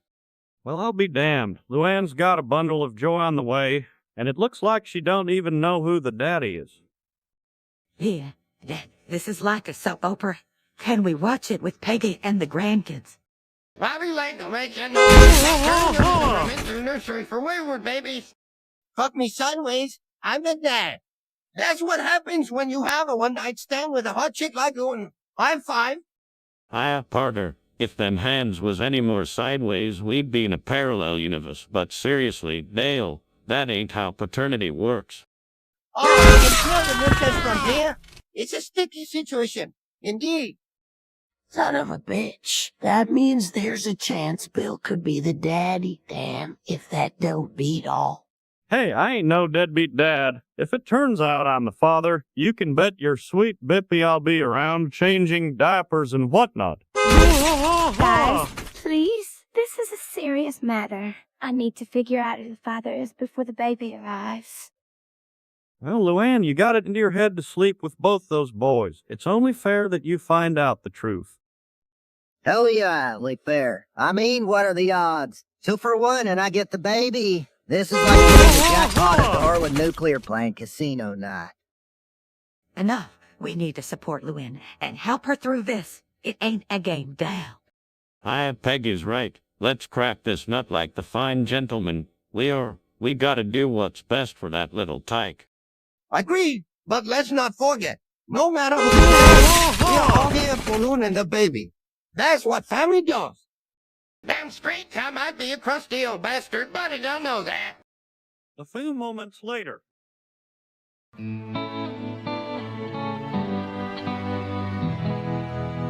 Hey, Cotton, what's with the grin? You look like the cat that swallowed the canary. Well, you ever so late, brother Hank, I've discovered a little secret that's changed my life. Ooh, tell us. Is it about aliens? Yeah, Cotton, spill the beans, man. Unless you finally found the secret to getting laid again. It's even better than a means of getting lucky, boys. It's this marvelous contraption called about it. A bit. You mean like those fancy pants European toilets? Yes, indeed. It's a game changer for your personal hygiene boom here. It's like a show for your another region. Oh my, is that why you've been so, cheerful lately, Cotton? Well, I won't go into too much detail, but let's just say it's the most invigorating experience south of the border I've ever had. Invigorating, huh? Sounds like you might have found a new way to get your kicks, old man. Now, Dale, this is a thing now. It's about cleanliness and feeling refreshing. Oh, Cotton, that's wonderful. You always were ahead of your time. Ahead of his time or just ahead of a good old-fashioned barbecue, I'd reckon. Thanks. I tried one of those once, got me all turned around. Thought I was gone and up in the Pacific Rim. It's not hard to figure out, Bill, and yes, you did give me rather a robust reaction the first time, but it's not about that. Robust reaction, huh? Sounds like you might have given that bit a little more than just a test drive. Well, I won't, Denny. It was stimulating, but let's keep the focus on the cleanliness, shall we? Oh, Cotton, you and your beta. Next thing you know, you will be talking about the benefits of solar power composting. No,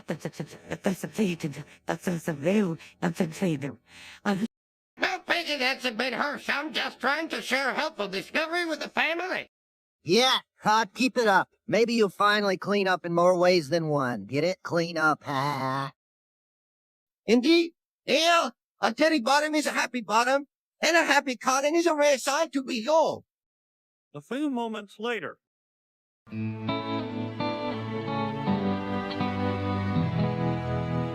Hey, Bobby, did you see that documentary on TV last night about broly weed? It's supposed to make regular pot look like oregano. Yeah, Dad, I saw it. They said it gets you so high you can talk to your pets in their own language. That's ridiculous, Hank. There's no such thing as brawly weed. You believe everything you hear on these days. Oh, come on, Peggy. I've seen the stuff. It's like regular weed on steroids. Makes you feel like you can take on the world. Or a squirrel. Yuck, I heard about that. Supposed to be off the charts, man. But you gotta be careful with this shit. You know, can't trust what's out there. Could be some government mind control plot. Bro, have you tried broly weed? It's like a spiritual awakening. Man, I saw my cat as the reincarnation of Gandhi. Hank, did you and me all this talk about broly weed and a bunch of hurling back Monday? We smoked one right and liked it, none of this fancy stuff. I don't know, Cotton. Times are changing. Maybe we should give this broly weed a try. Could be the next big thing for his bowling league night. Oh my goodness, gentlemen. Are we talking about illegal substances? That's not appropriate. You all need to be more responsible. Now hold on there, Luann. We're just discussing a new strain of marijuana that's been making the rounds. Not that I'm condoning its use or anything. Hank, you're as square as a $5 bill. Let's not forget who brought home the first sample of ARLEN Green. And look where that got us. Nowhere but deeper in depth, and with a cat that thinks it's the Dalai Lama. Yeah, Peggy, we all know about the great cat experiment. But hey, broly weed or not, it's all about expanding your horizons, right? Expanding and bending, man. Bending like a reed in a window. I like him. I'll stick to my moonshine and fishing pole, thank you very much. All right, let's not get into another one of your hoot stories, Cotton, but broly weed. Might be worth a look see for science. Oh dear, I think we're all getting carried away. Let's focus on more constructive activities like volunteering at the nursing home. Fine, Luann, but next time you want to get high, just remember it's not the altitude. It's the attitude. A few moments later.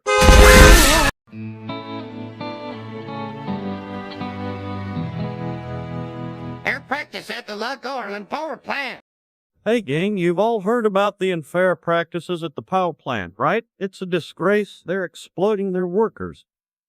Yeah, and I totally agree. They're treating the employees like second-class citizens or something. That's right, Bobby. I mean, those poor souls working in hazardous conditions for peanuts. It's a disgrace to the town of ARLEN.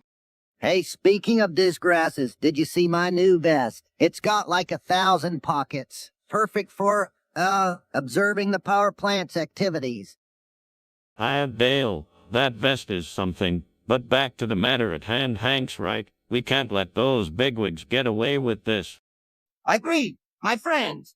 The exploitation of labor is a grave injustice. As a man who has faced discrimination myself, I stand with you all. Bullshit, those workers got jobs in it. If they don't like it, they can find another one. That's what my daddy always said. That's the spirit, Luann, and I've got just the plan. We'll organize a union, get those workers some representation, and show that power plant we won't stand for this shit any longer. A few moments later.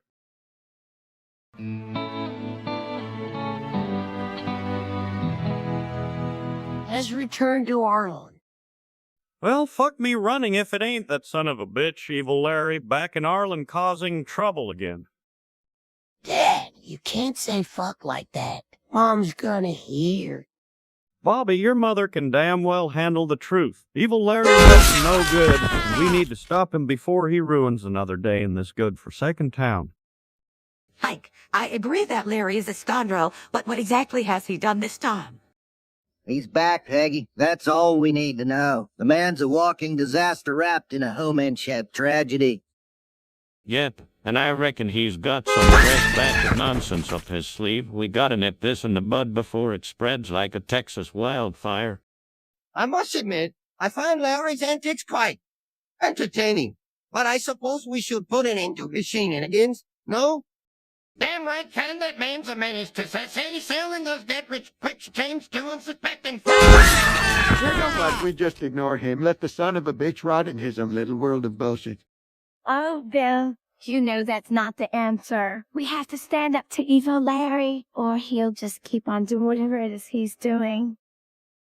Exactly, Luann. We can't let this snake slither his way into causing any more chaos. It's time for some kill justice.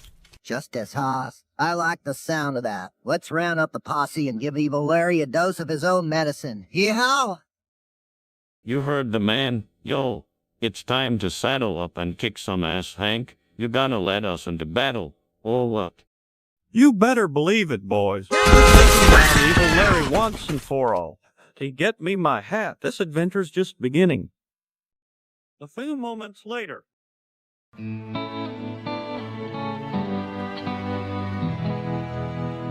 This old cop, the kickstands, that was having a reunion. You'll remember them good olds with the kickstands, huh? Cotton's old motorcycle club? Yeah, Dad, are we gonna go to that reunion you keep talking about? Absolutely not. I am not subjecting myself to a date of greasy bikers and their love matchings. Peggy, you can't just dismiss the brotherhood of the open road, the freedom, the... Spooter, scuba-doo. I thought you hated bikes, Hank. I do, but it's about respecting Cotton's past, damn it. Hell yeah, let's rent those songs one more time. Can we at least get some of those kick-ass patches? I want one for my hat. Oh, Bill, you and your accessories. You're gonna look so cool with a kickstands patch. All right, y'all. Let's not forget where we came from. The kickstands were a part of Cotton's life, and it's important to honor that. That's the spirit, Joe. We're gonna have a hell of a time at this reunion, even if Peggy thinks we're all a bunch of rednecks. Oh, I'm sure it will be just a delightful experience for everyone involved. Not. A few moments later.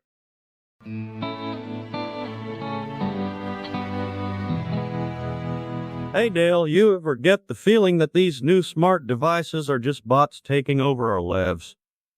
Hank, if I had a dime for every time a machine acted like a bot, I'd have enough dimes to build an actual robot that would confirm my suspicions.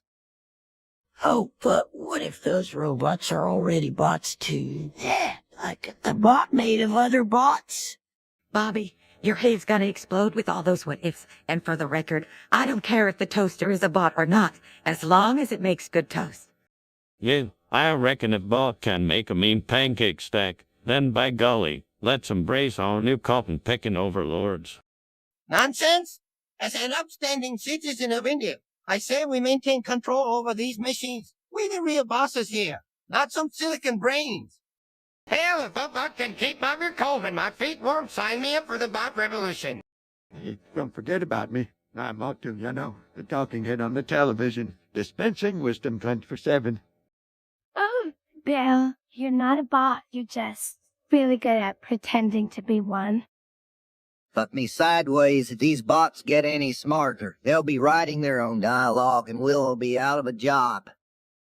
Damn straight, Dale. I'm not about to let some piece of metal tell me what to do. But for now, let's enjoy the little help they offer before they take over our fucking lives.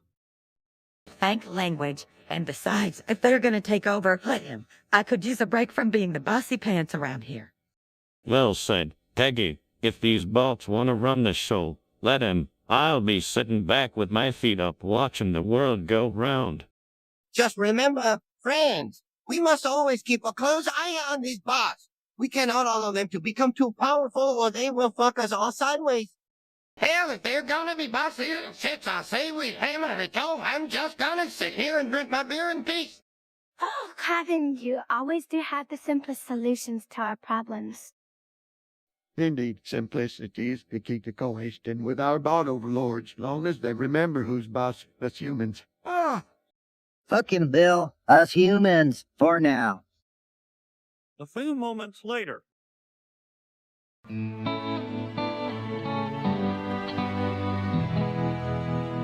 Hey guys, did you know Dad has a girlfriend now? Oh, Bobby, your father's found himself another woman. Who might that be? Her name is Luann. She works at Strickland Propane with him. Luann, that sweet June thing from the propane company, Hank. Yeah, Hank, you're competing with your own son now. How does that feel, old man? Dale, that's enough. It's not like that. Luann and I, we're just friends, nothing more. Yick, I'll be damned, Hank with a girlfriend. This is a new low for the propane king. Hey, Hank, you gonna fuck her or what? Handsome outbred, even for you, we was raised better than that, man, that. Fucking Cotton. It's the 21st century, man. People can fuck who they want.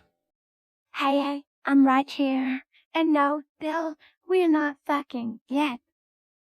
Oh, so there's potential for some sweet, sweet Luann action. This just got interesting.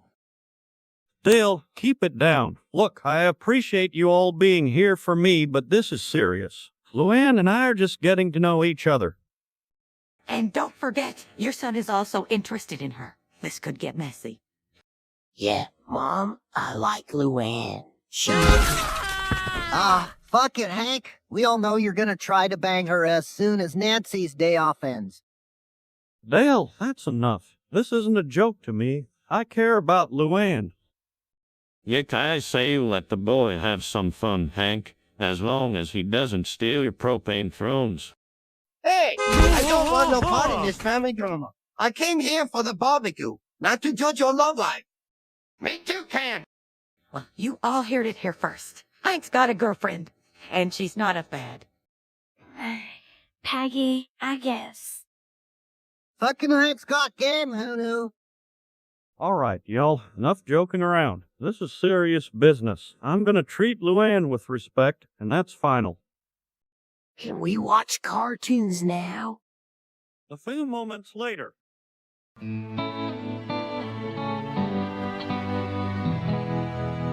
For his school project, and he's explaining it to the group. So what's this project about, Bobby? It sounds like some newfangled hippie shit. Not at all, Hank. It's actually a fascinating look into the birthing process. I'm becoming a doula for my school project. Oh, what now? A doula, Peg? That sounds like a firm word. You're sure it's not some kind of commie birth control? Nah, Dale. It's a person who assists a woman before, during, and after childbirth. Bobby's the one who's gonna be assisting. Hellfire, that boy ain't ready for all them hormones and whatnot. Oh, I think Bobby is quite capable. He's always been very nurturing. Plus, he's got a knack for calming people down. Damn straight. If there's one thing my boy's good at, it's calming things down, usually. Though, it's me he's calming. I think this is wonderful, Bobby. It's a selfless act to help someone for such a significant life event. Exactly, Luann. It's not just about the physical birth, but also providing emotional support. It's a beautiful thing. Well, I'll be damned. My boy's gonna be a midwife of sorts. Just watch out for them old ladies treat push unidone the natural way. And what if some hippie chick tries to make him catch the baby with his bare hands? That's just asking for a lawsuit, I tell ya. Hell, Dale, I reckon the kid's got enough on his plate without worrying about a slippery little munchkin coming at him like a torpedo. Indeed, won't hero. Bobby will do an excellent job, and I have every confidence in his abilities.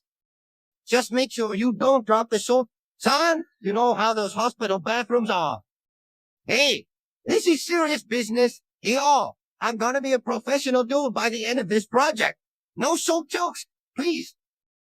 I'm so proud of you, Bobby. You're going to make such a difference in someone's life. Just don't forget to wear gloves, kid. It's gonna get messy. A few moments later.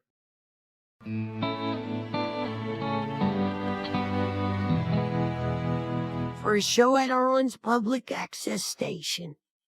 All right, y'all gather round. It's time to celebrate Seton's monumental achievement. He's hit 9 viewers on his show at the public access station.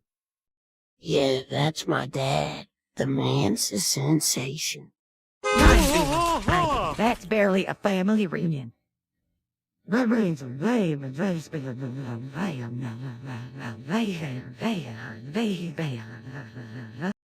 Hey, don't this the little man's success. It's a big deal for him, and I'm proud of his.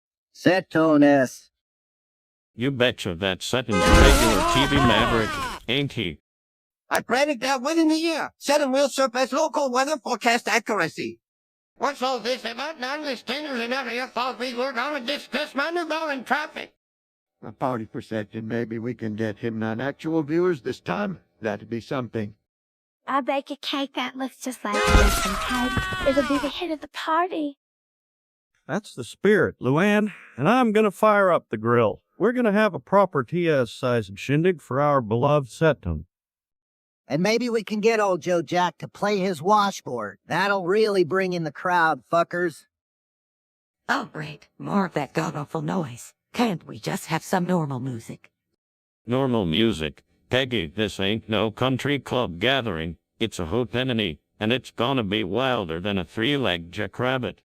Said my dear friend, I've calculated the optimal time for you to broadcast in order to maximize viewership. You're welcome. Well, the fuss over non-people watching the show, couldn't they just come over and visit? Cotton, it's not about the numbers. It's about Sutton's dream. He's out there sharing his passion with whoever will listen. And that's something we all respect around here. Yeah, Hank. As long as there's enough beer. Right. Oh, there will be plenty of beer, Bill. And I'm even making a special punch with Seth's favorite liquor in it. Thanks, everyone. Can't wait to see you all. This means a lot to me. A few moments later.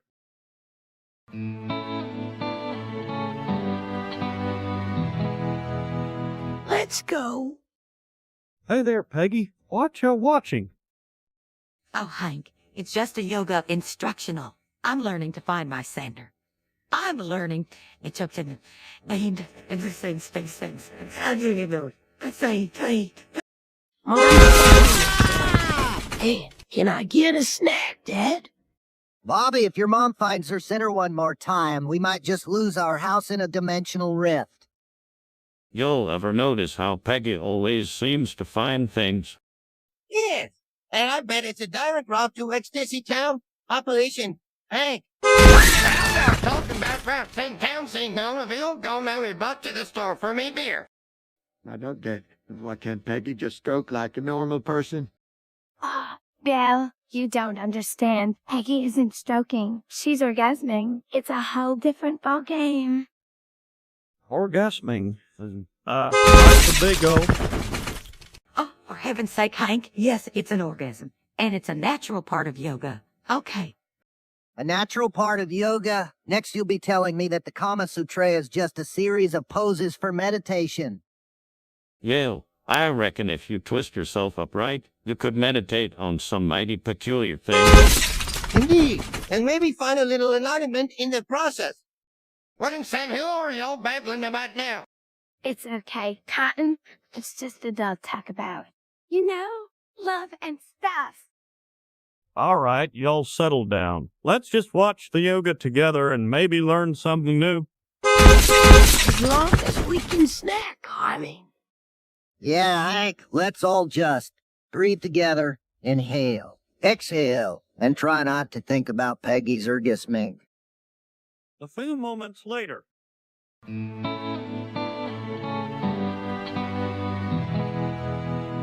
She's about to get mad, but then notices the drawing he made for her.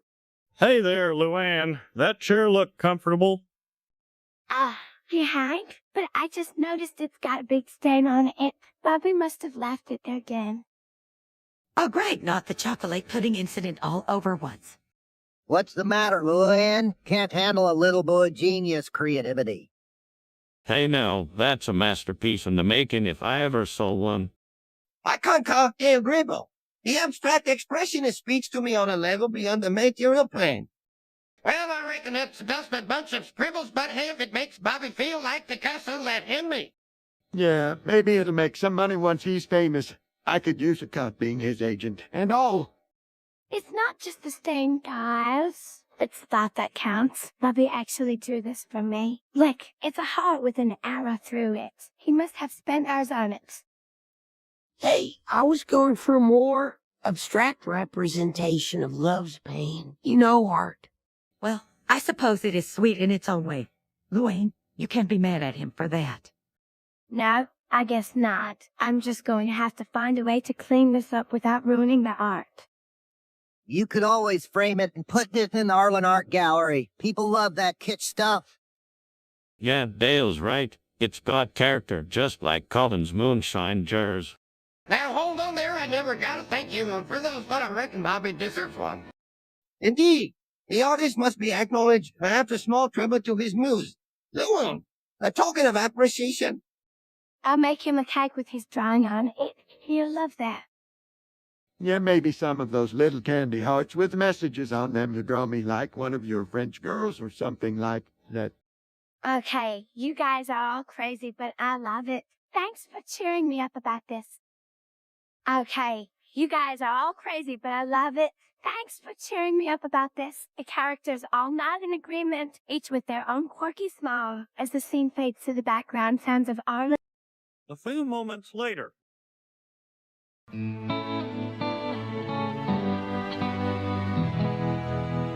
While Peggy watches in disbelief. All right, what's the big idea, Dale? This is the big idea, Hank. Self-defense against Cotton's excrator assaults. What's all this commotion about? I was just resting my weird bones. Dale's making a no-spray zone for Grandpa. Even say, yeah, he's just sitting there. The big man. He's just sitting there, face.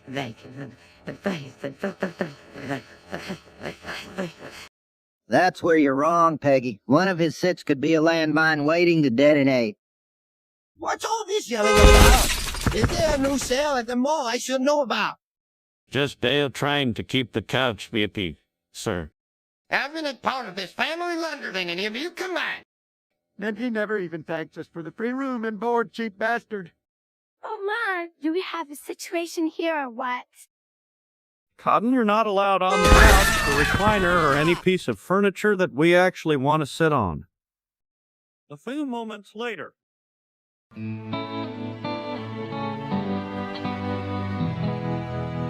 His experiences, what he did, what he saw, that's right.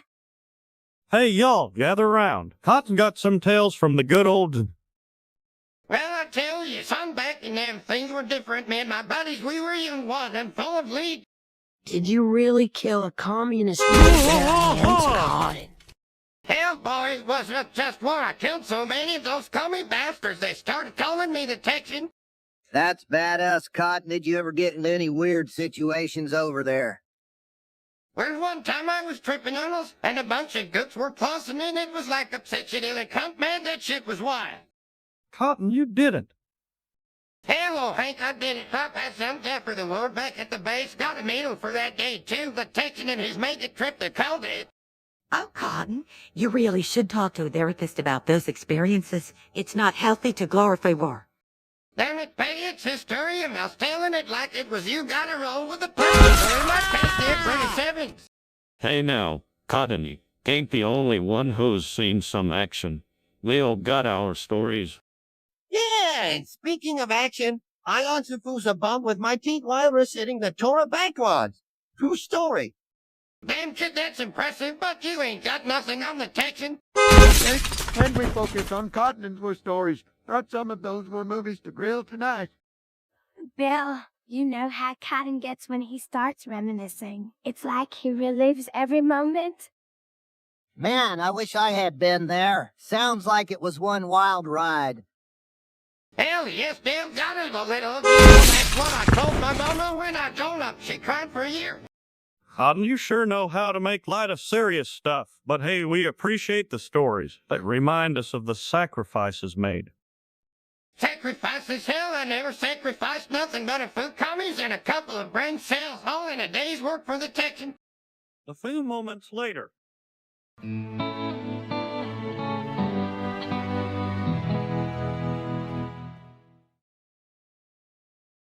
Obey. Obey.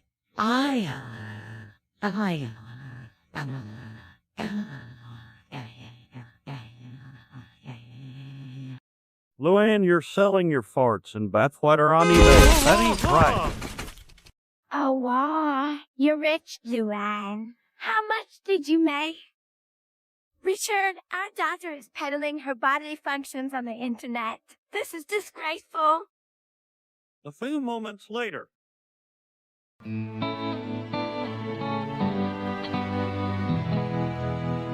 accidentally hit a bird, causing him to become a morbid nutrition.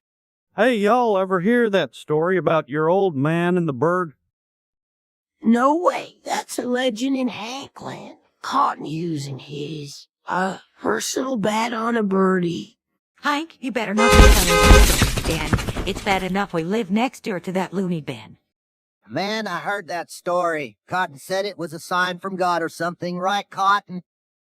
That's right, Dale hit a home run, and suddenly I'm face to face with the almighty feelers everywhere. Little birdies head bandits sing. I know I'm at a tent ribbon, born again as a chicken fried fish. That's one hell of a way to find Jesus, old buddy. Oh, Cotton, you did that on purpose, didn't you? Using your member as a bat, intentionally trying to hit a bird. Now hold up there, Ken was an accident, but it was a sign I needed to club by it. No more hooters, no more pub nights. Family in church on Sunday. Hey, Cotton, you ever try using that bat for actual baseball? You know, with a ball and everything.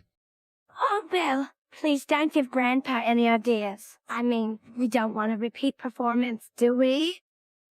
Well, I reckon it's a good thing Cotton found religion after that incident. Keeps him out of trouble most of the time. Yeah, except for the time he thought the rapture was happening and started selling all his possessions. It was the raptor, Dale. Just another lesson from above and play for your life. That's what the good book says. Well, I'll be damned if that ain't the gospel truth. Cotton, you one holy roller. Just remember, when Cotton starts preaching with that bat again, it's time to find a new hangout spot. A few moments later.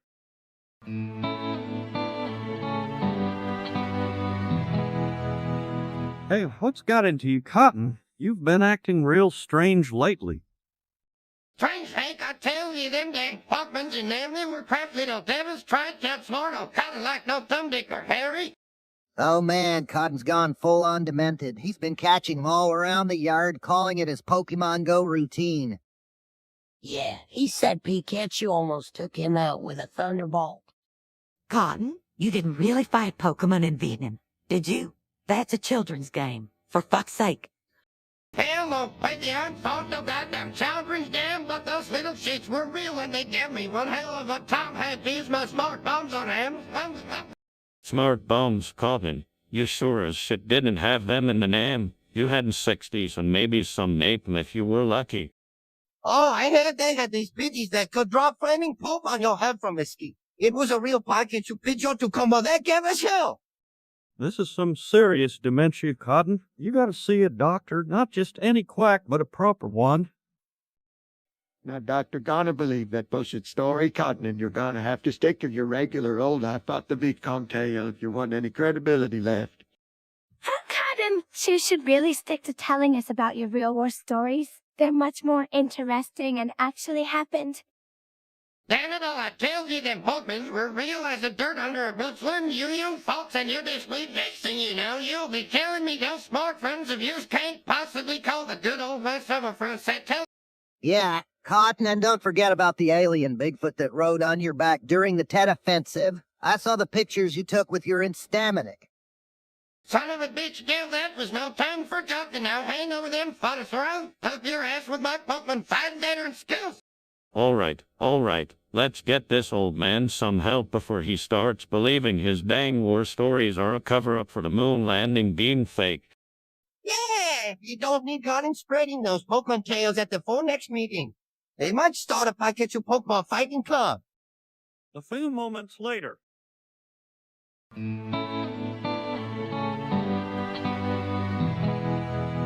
Hey, Dale, you ever think about what it'd be like to be a real man and contribute to society? Oh, Hank, I'm contributing. I'm a shocktober fry. See? On the down low. His tool? Is that like an ice cream truck but for tools? Bobby, that's not what he means, and it's immigration and customs enforcement, stupid. Yep, I'm out there rounding up illegals, making America great one immigrant at a time. Well, I'll be damned. Dale's got the guts to do something about those border jumpers. Oh, please. As an immigrant myself, I find your sacred job like disturbing, Dale. Hell yeah, can't keep those foreigners out of her precious ARLEN. Hey, why doesn't anyone ever think about asking me if I want to join in on the fun? You probably just scare them with your mischievous ways. Now hold up there, Cotton. It's not about keeping immigrants out. It's about the law and doing what's right. That's the Dale I know, standing up for what's right, even if it means wearing a fucking suit. Hank, language in front of the children. Oh man, this is better than that time Uncle Terry got stuck in the jacuzzi. All right, y'all, I've got to bounce. Duty calls. It's time to separate some families tonight. Damn, Dale. That's some cold-hearted work you're doing there, buddy. Indeed, it is a harsh job. But remember, Dale, that all of us agree with your methods. All right, y'all, let's keep this civil. Dale's doing what he thinks is right, even if it means being a secret agent, man. Hank, he's not an agent, he's an Ike shock trooper. And we need to remember that he's still our Dale. A few moments later.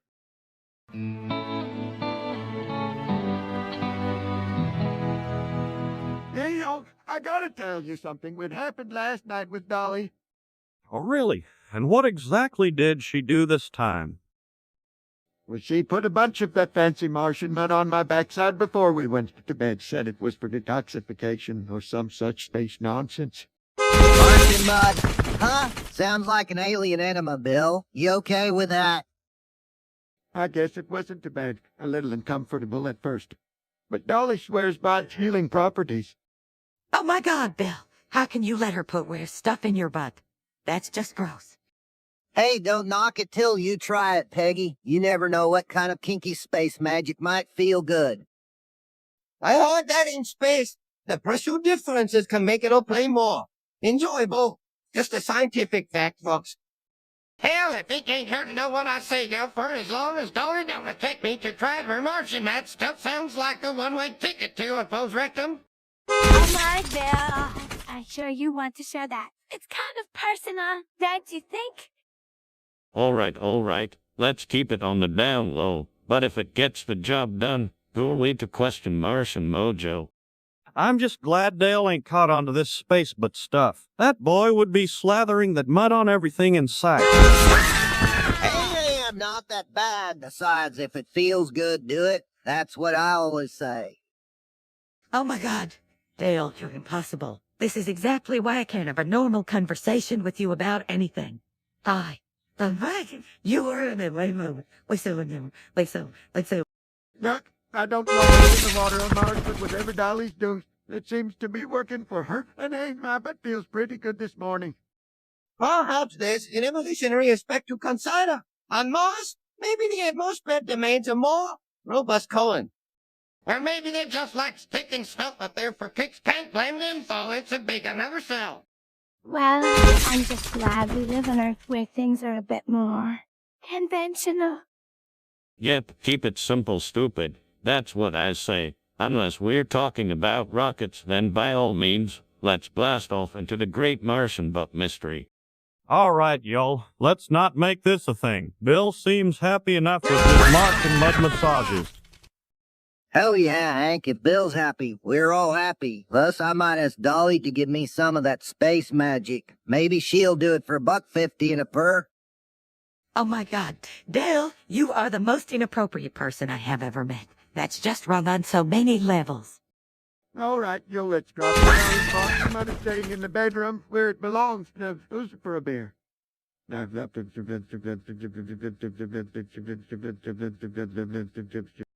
A few moments later.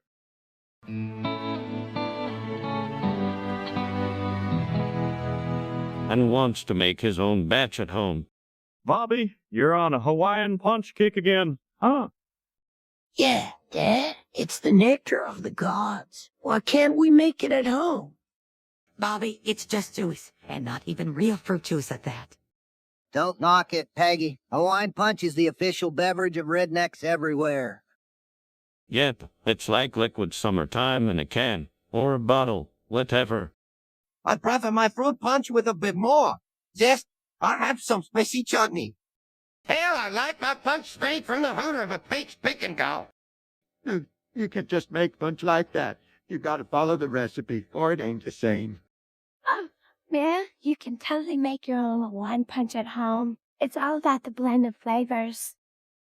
See, Luann, I want to do it with you. We can be punch mustros.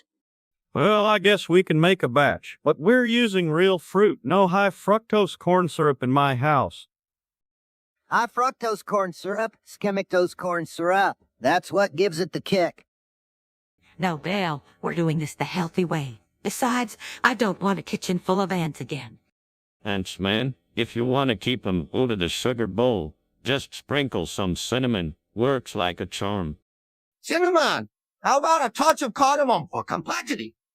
A splash of bourbon for kick. All right, no booze. We're making this for Bobby, not for Cotton's latest harebrained scheme. Let's do it, guys. It'll be fun, and we can all enjoy a healthy homemade punch. Yeah, and maybe we can sell it at the ARLEN Chili Cook-Off. Sell it. Hell, let's call it Hillbilly Hooch and take Strickland's Market by storm. Now there's a plan. Hillbilly Hooch, the official drink of ARLEN, who's with me. Count me in, but only if we donate a portion to the local food bank. Hell no, we're in this for the profit, not charity. Let's just make the punch and see how it goes, one step at a time, Cotton. Bill's right. Let's focus on making a good batch first. We can think about selling it later. And after that, we're cleaning up this kitchen together. No leaving your dishes in the sink for a week, Bobby. Oh, Mom, you're no fun. Come on, Bobby. Let's get to punching. A few moments later.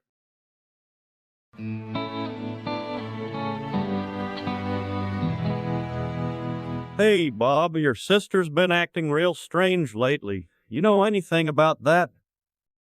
Right, that I was just talking about it. Like Millen's got a new man in her life. That's right, Hank. But this ain't no ordinary Romeo, no Siri. This is Boomhauer we're talking about. And let me tell ya, he's got a real gentle way about him. Well, no, the guy doesn't say more than 5 words at a time. How's that a relationship? Well, I'll tell you, Hank, it's all about quality over quantity. Boomhauer's got that down to a science. Oh, hi guys. What are you all talking about? Oh, we're just wondering how things are going with you and Boomhauer. Luann, he's a real catch, you know. Oh, Bobby, he's wonderful. He's sweet, smart, and he's got that deep, baritone voice that just sends shivers down my spine. Sweet and smart. Sounds like you're trying to pimp your sister out, Bobby. Well, Peggy, that ain't what I meant. Luann and Boomshire are just friends. You know, hanging out, watching sports, the usual. Hey, why don't you let the girl speak for herself? That's right, calm. And I'll tell you, if Boomer's good enough for my daughter, he's good enough for me. I mean, who wouldn't want to hang out with a guy who can fix just about anything? Ain't that the truth, Cotton? And let me add, he's also got this mysterious air about him. Makes you wonder what kind of secrets he's hiding.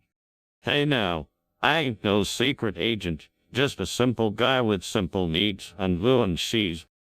Oh, you're so sweet. I love it when you talk. Sure, but let me give you a piece of advice. Boomhauer, don't get too attached. Loonies have more boyfriends than a girls' softball team.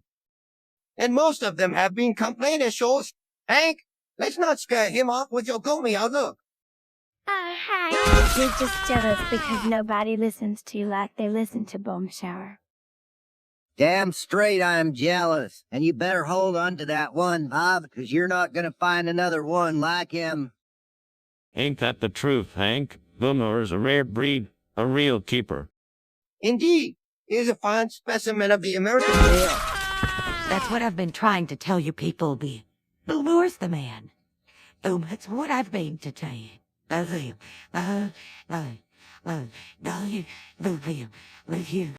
Well, I gotta say, it's nice to see my sister so happy. Maybe there's hope for her yet. Oh, thank you, Bill. Really appreciate that.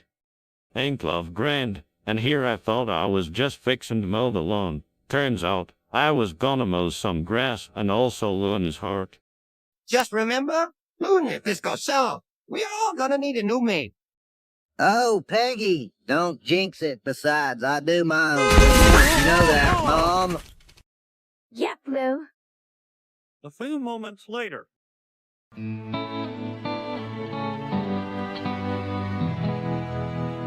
Overnight, and now he's obsessed with science.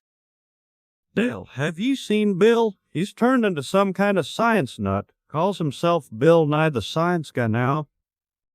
Oh, Hank, that's a classic show from my childhood. Did Bill start experimenting in the basement again? Guys, Bill's not just a science guy. He's like a full-blown lab rat. He's been watching videos and reading journals nonstop. That's because he finally found something he's passionate about. And I'm not cooking another science experiment dinner because he forgot to label his Petri dishes. Petri dishes, Peggy? When did we get a biology lab in our kitchen? You'll need to chill out. Science is the future. Man, Bill's just trying to get his PhD virtually. Oh, I can't help him with that. I've got a degree in building things.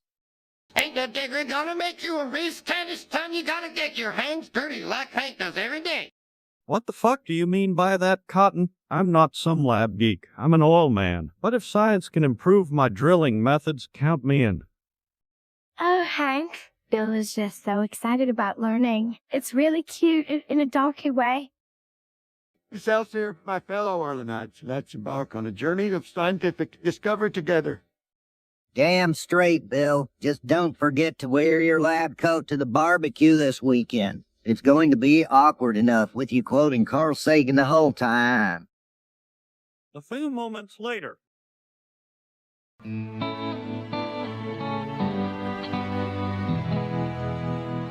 All right, y'all, I've heard some rumors about this new club coming town called the Pink Pony Club. What the hell is that? Oh, that's where all the cool kids hang out, Hank. They've got music, dancing, and apparently adult beverages. Yeah, Hank, it's like a grown-up rave with booze. I heard they even have a mechanical bull. Hank, you don't understand. It's a trendy place for the youth to socialize. We can't just spend everything they like. Oh, we could try, Hank. But you know how Bill and Luann are. They'd probably be the first ones on the dance floor. It's about that sweet, sweet rhythm. You know what I'm saying? And if it ain't illegal, let's do it. I don't understand this fascination with clubs and dancing. Why not invest in the stock market? Hank, much more lucrative. Hell, I don't care what they call it, as long as it isn't anything else. Damn, it's the day.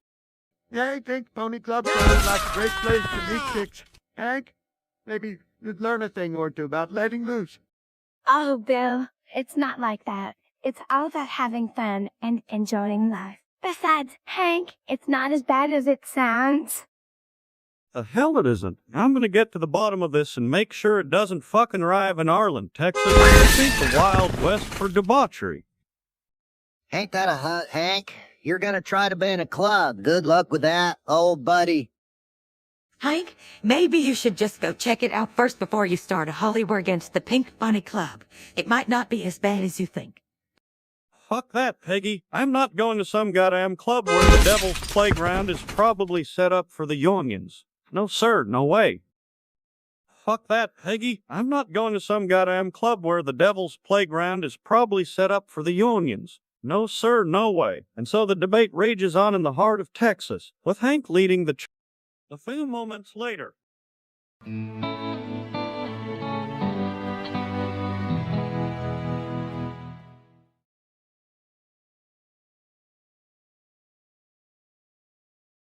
Hey, Cotton, you doing all right? You look a bit down in the dumps. Well, Hank, I reckon I'm just that done with the whole burn in the base dance. My swimmers, they're like pipe cleaners now. Can't even fall for Trist's sake. That sounds not good, Cotton. Are you gonna be okay? Yeah, B, it's okay to talk about this stuff. I mean, we all have our issues down there, am I right, guys?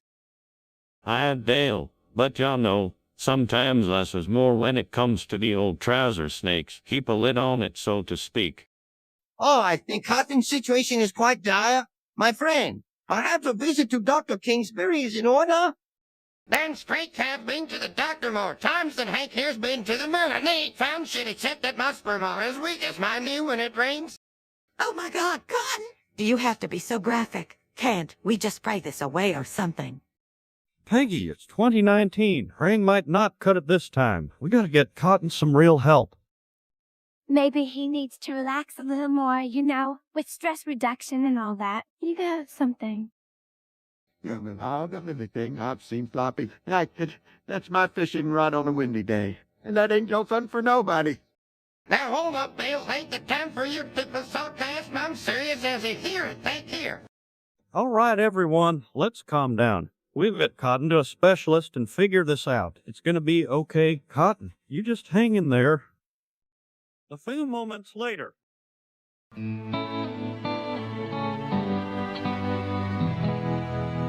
Among fans? Hey, Dale, you'll never guess who I met at the gas station. Who? Dale Earnhardt himself. No way. Did they say do it for Dale? Yeah, they did. It was awesome. You're like a groupie for race car drivers. They were talking about me, right? I mean, I am Dale after all. Dude, there's only one Dale Earnhardt in the raceway in the hearts of NASCAR fans. That's what she said. Yeah, he's a big deal in the world of stock car racing. Oh, Hank! I felt like you were at the Daytona 500. I don't get it. They kept saying do it for Dale. I thought they meant me. Yale, fuck me sideways. There's two Dales and a whole lot of confusion. Confusion? There's only one Dale that matters in this conversation. Look, Dale, it's not about you or me. It's about the legend that is Dale Earnhardt. Son, let me tell you something. When they say do it for the intimidated, they're talking about my wins, my legacy, not some dude named Dale they met at a gas station. Damn, I guess I'm just a nobody among fans, huh? Hey, don't sell yourself short. You're still a good old boy in ARLEN. That's what counts. Thanks, I guess. I'll stick to being the Dale everyone knows around here. Yeah, Dale, you're our hero, not some guy who drives fast cars. Fucking Bobby, I'm glad we got that sorted out. Now, if only we could sort out why this new dishwasher is leaking like a sieve. That's what she said again. A few moments later.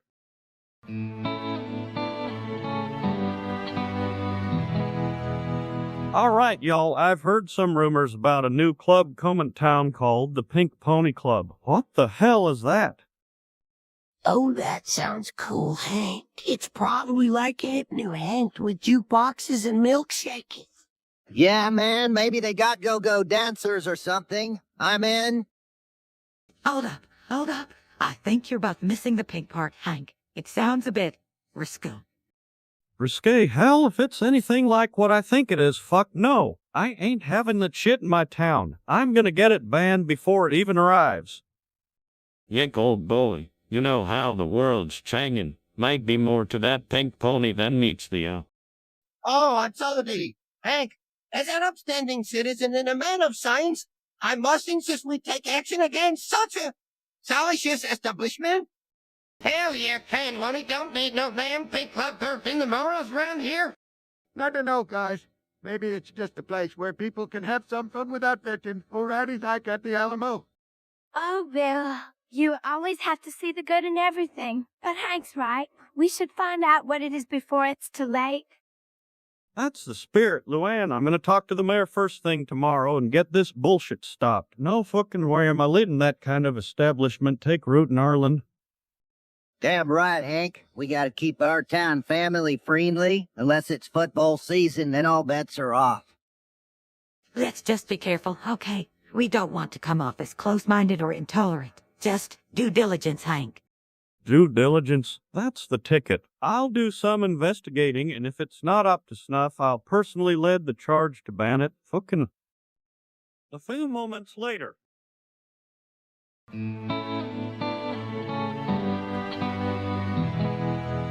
At the racetrack. Hey, Dale, you won't believe who I just met. It's Dale Earnhardt Sr. himself. No way, really? Did he say do it for the Dale? Hell yeah, he did. And you know what? Everyone was talking about me, Hank. They knew me as the real Dale. Oh, please. There's only one Dale Earnhardt that anyone cares about, and it ain't our Dale. And it aired him as Arthur Damer, and he didn't Dale. I don't care what you say, Peggy. They were all over me, shaking my hand, asking for autographs. It was my moment. Yep, sure as hell was. You were the man of the hour, hell. Even if it was just the Hill family hour. I don't know. Man, that Earnhardt guy is a big deal. I think they were talking about him. That can be wrong about Dale Hill. He's the real hero around here. Fucking God nowadays, the king of the hill, and nobody else comes close. I'm so excited for you, Hank. Did you get his autograph? I can frame it for you. Hell yeah, I did. And I told him, for Dale Hill. He just nodded and gave me a thumbs up. I think he got it. You're right, but hey, it doesn't matter who they were talking about, Dale. You carried yourself like the Dale Earnhardt of ARLEN today. That's what counts. Damn straight, Hank. I am the Dale around here. And this isn't just any racetrack. It's the Hill family racetrack. A few moments later.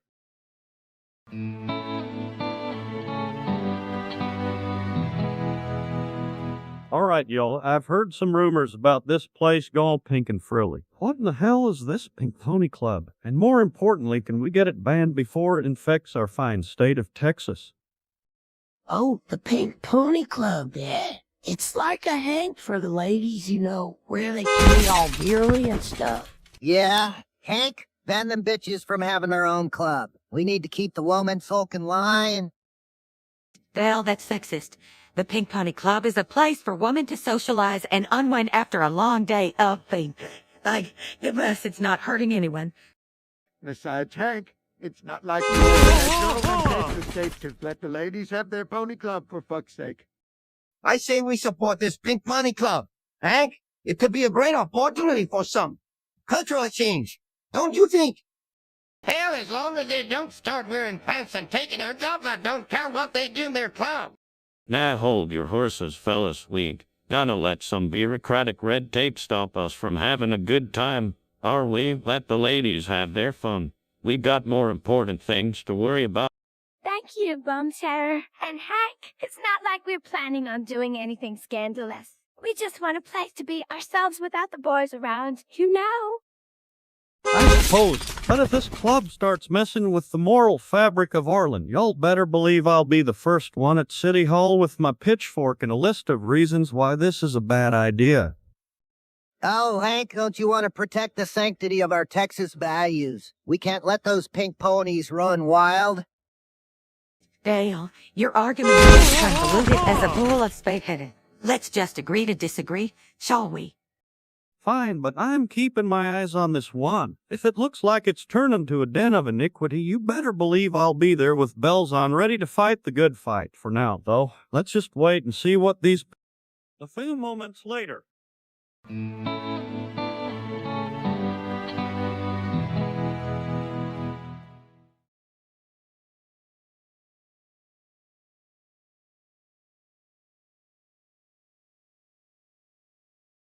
Cotton, have you heard about this new thing called the Internet? Yes, sir, Hank, they say it's like a big old library, but for fishing. Yeah, Grandpa, and you can find any information on there. Like, you know they have cat videos. That's what I tell him, Bobby. But he's still trying to order a pair of pants from Sears online. Oh, that's nothing. I saw him try to Skype with his cousin in the Bahamas. He thought he could just talk to her through the TV. Well, hell, Cotton, you gotta remember, the internet's like a double-edged sword. It's full of truth and lies, all mixed up like a salad bar on a Saturday afternoon. That's right. Fool you. And don't forget, sometimes it's like a bad brain gig. You think you're gonna meet a nice website, but then you end up with pop-up ads for Viagra. A few moments later.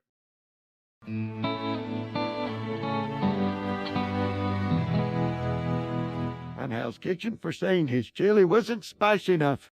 All right, Bobby, what did you get yourself into now? Hey, Dad, I was on with Gordon Ramsay. He called me an idiot sandwich because I said his chili wasn't spicy, no. Oh, crying out loud, Bobby. That's not a nice thing to say to a child. Hey, I told you about Hell's Kitchen, Bobby. You gotta expect some rough language if you're gonna cook on that show. Yeah, Bobby, what did you expect? It's called Hell's Kitchen for a reason. Oh, Bobby, you know how those celebrity chefs can be so harsh. But you learned something new, didn't you? Damn right. Ramsay's in the kitchen. You better bring your task buds to fight. Hey, Bobby, you're gonna take that kind of heat line down. You gotta show that man you've got some culinary koans. Hell's Fire and Damnation. The boys been to the culinary rodeo and back. Ramsay's is a tough critic, but Bobby held his own, I reckon. Well, next time just tell 'em your palette's like a fine-tuned instrument, and it knows what it likes, even if it ain't scorching hot. Thanks, Dad, but hey, you got to meet Gordon Ramsay. That was pretty cool, and he did call me an idiot sandwich. Well, at least you learned something about your tolerance for spice and television in sauce. And let's not forget the valuable lesson in coping with the harsh realities of the culinary world. Bobby, you're a trooper. Yeah, keep your head up, Bobby. You're not an idiot sandwich, you're a hill. And hills are resilient. And remember, Bobby, every chef has to start somewhere, and you've just taken a big step in your cooking journey. That's the spirit. Bobby, don't let Ramsay's fiery words put out your culinary flame. Keep on cooking, kid. You just rode that Hell's Kitchen bull, boy. Time to sip on some milk and get ready for the next round. All right, let's wrap this up, Bobby. You got a thick skin, and you learned something new. That's what counts. I promise I'll make sure the next chili is just right. Mom, no more idiot sandwich comments, I hope. A few moments later.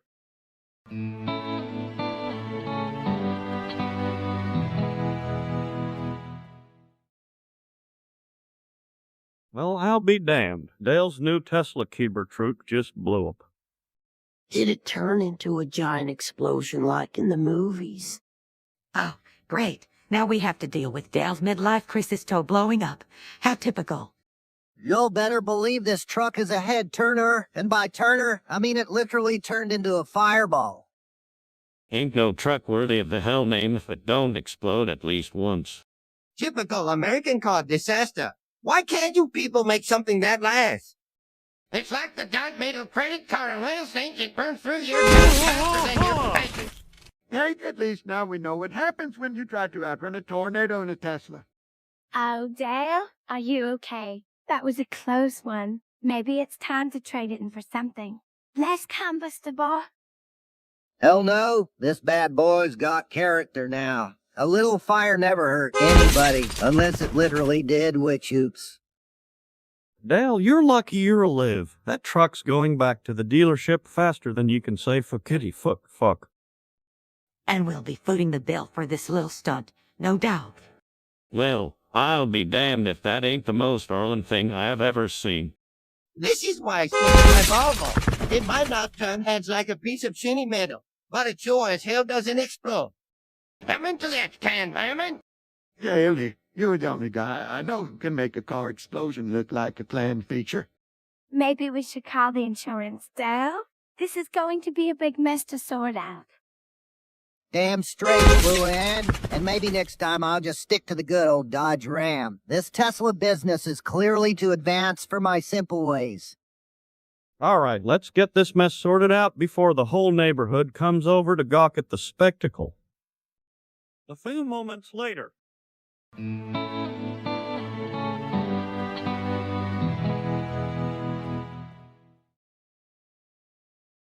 After a long hiatus. Hey, yo, I'm back. It's been too long since we've had some good old hanky-panky. Dad, you're home? And with that dapper hat and vest combo, you look ready to take on the world. Or at least the Arlen Bowling League. Yes, Hank, we missed you. But let's not forget you promised to fix that leaky faucet 3 months ago. Hank, man, I didn't realize how much I needed your presence until this very moment. Let's go do something redneck and illegal. All right. Welcome back to the land of the living, Hank. Now, where's that barbecue you promised us? Aye, Strickland. The man, the myth, the legend. I heard you were gone, but your absence was like a holiday without turkey. Bland and disappointing. Some I reckon it's about time you learn that the world don't spin round the Hank Strickland. That's his thought. I can't say I'm under the piece and quit. Hey, Hank, you remember that time we tried to invent a machine to do your job for you that was gold, man? Hank, I've been so worried, and you're just in time for the Strickland family reunion. You're expecting over 50 cousins, and I need all the help you can offer. All right, folks. I'm back and ready to take on the world. Or at least fix that leaky faucet. Then it's time for some good old hanky-panky. Who's with me? Hell yeah, Hank. Let's roll. Can I come to, Dad? Sure, Bobby. But remember, we're not doing anything illegal. This is a fresh start. Men to that, Peggy, unless it's a law against having a good time. In that case, we plead the fifth. Just make sure you don't forget about us when you are being the hero again. We have a vested interest in your success, after all. You always were the life of the party, Hank. Just remember to keep temper in check. We don't need no Strickland family fan.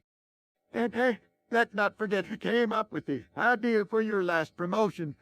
Hank, it's so nice to have you back. I can't wait to see what adventures await us this time around. All right, y'all. Let's make this a Strickland family reunion to remember. For all the right reasons, of course. Fucking. A few moments later.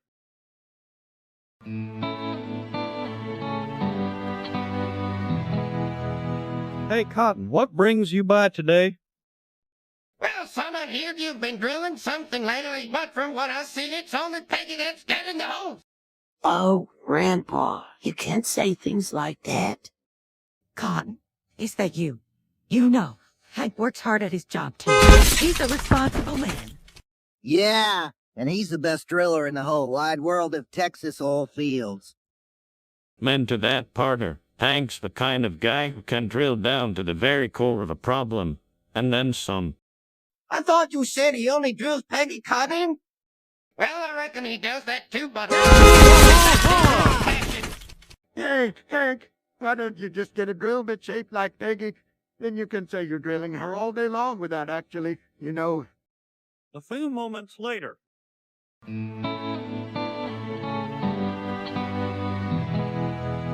Hey, Cotton, what brings you by today? Well, son, I hear you've been drilling something lately, but from what I see, it's only Peggy that's dead in the hole. Oh, Grandpa, you can't say things like that. Cotton, is that you? You know, Hank works hard at his job, too. He's a responsible man. Yeah, and he's the best driller in the whole wide world of Texas oil fields. Men to that, partner. Hank's the kind of guy who can drill down to the very core of a problem, and then some. I thought you said he only drills Peggy Cotton. Well, I reckon he does that too, but who's in his blood? That's his real passion. Hey, Hank, why don't you just get a drill bit shaped like Peggy? Then you can say you're drilling her all day long without actually, A few moments later.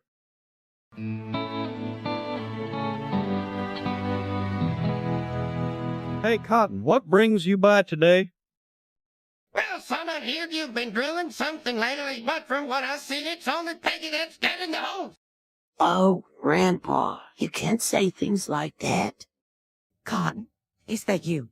You know, Hank works hard at his job, too. He's a responsible man. Yeah, and he's the best driller in the whole wide world of Texas oil fields. Men to that, partner. Hank's the kind of guy who can drill down to the very core of a problem, and then some. I thought you said he only drills Peggy Cotton. Well, I reckon he does that too, but who's in his blood? That's his real passion. Hey, Hank, why don't you just get a drill bit shaped like Peggy? Then you can say you're drilling her all day long without actually, A few moments later.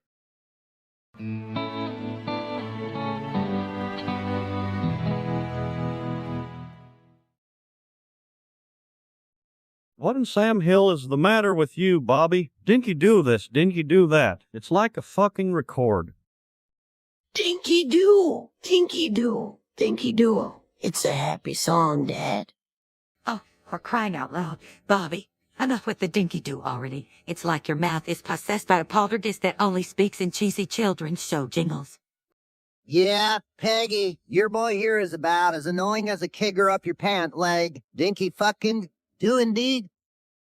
Catch my drift, little buddy. That dinky-do business has officially jumped the shark.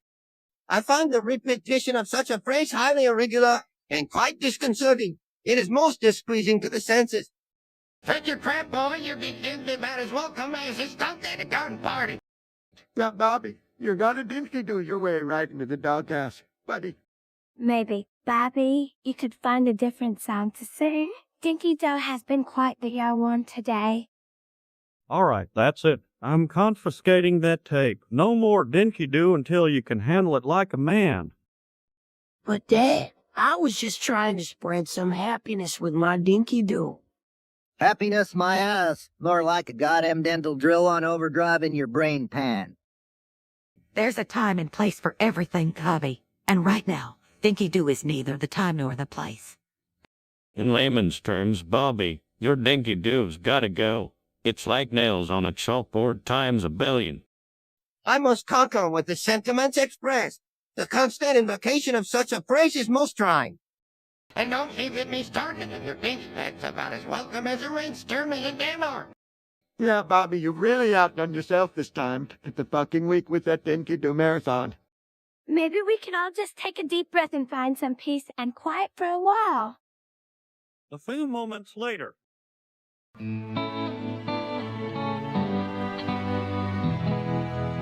At a baseball game. Hey everyone, gather round. I've got to talk to you about Bobby's little mishap at the game yesterday. Oh, Dad, it was just a little accident. A little accident. He shot himself in front of God and everyone. Well, how's my favorite seat at the game today? Man, I reckon that was one chilly dog too many. Oh, Bobby, you must be embarrassed. It happens to all of us at some point or another. Embarrassed, tell that don't down any pants that can't hold all that I've got, they'll come into Cotton's mouth. Hey, you got an end of that special cleaner stuff. Bobby could use a bottle of that miracle juice. Oh, Bobby, it'll be okay. We all have our moments. Remember the time I accidentally set the church on fire? All right, enough joking around. We got to get him sorted out. Let's go clean up that boy and get him a fresh uniform. Thanks, Dad. I really appreciate it. You know, Hank, this could be the start of a new business venture for us. Dale and Hank's accidental bowel movement cleanup crew. We could be rich.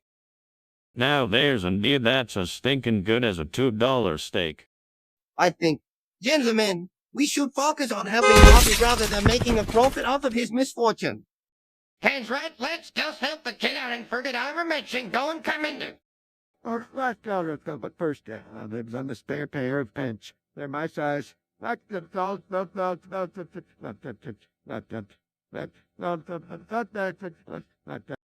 boys are something else. Let's get this over with. Thanks, everyone. This is definitely a day I won't be forgetting anytime soon. A few moments later.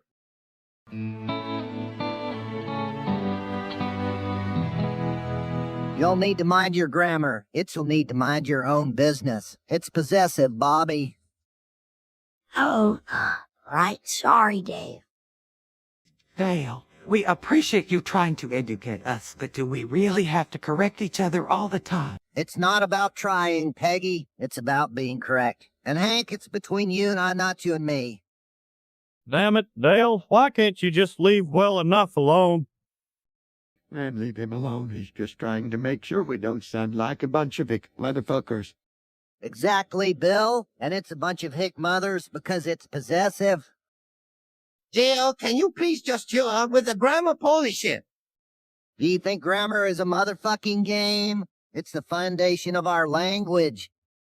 Yale, I reckon if you'll spend half as much time on your diction as you do correcting punctuation, y'all might actually be interesting to listen to. And it's from a man like me. And you could use a lesson or two yourself, old-timer. Oh, Bose, can't we all just get along? Maybe Dale has a point if he's being such a stick in the mud about it. A stick in the mud who is correct, and it's mud, not mud. There's no possessive there, Luann. The group groans as Dale continues to correct their grammar, leaving them all frustrated and exasperated. A few moments later.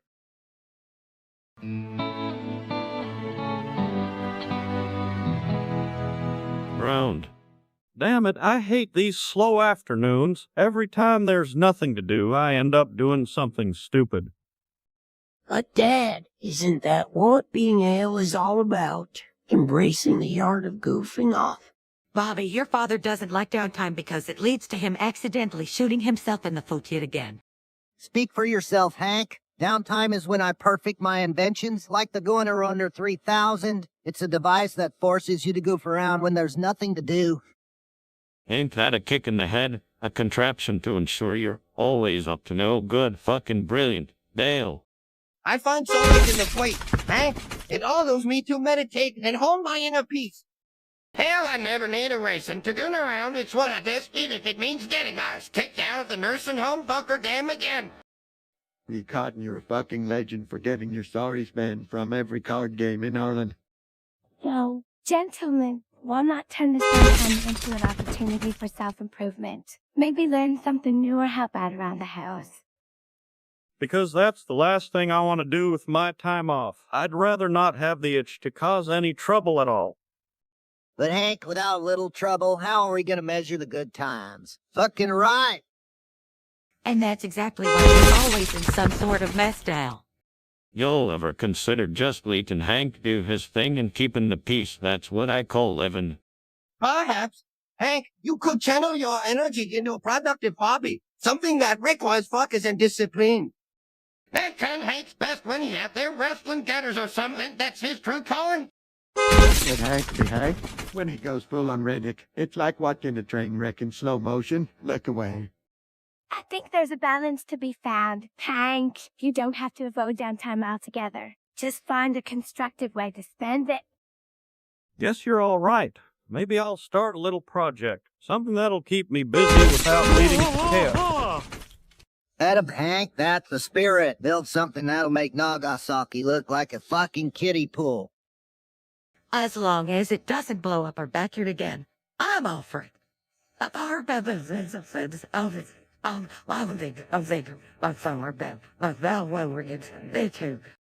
Hank, if you need any help with that project, just holler. I'm always here to lend a hand or a witty quip.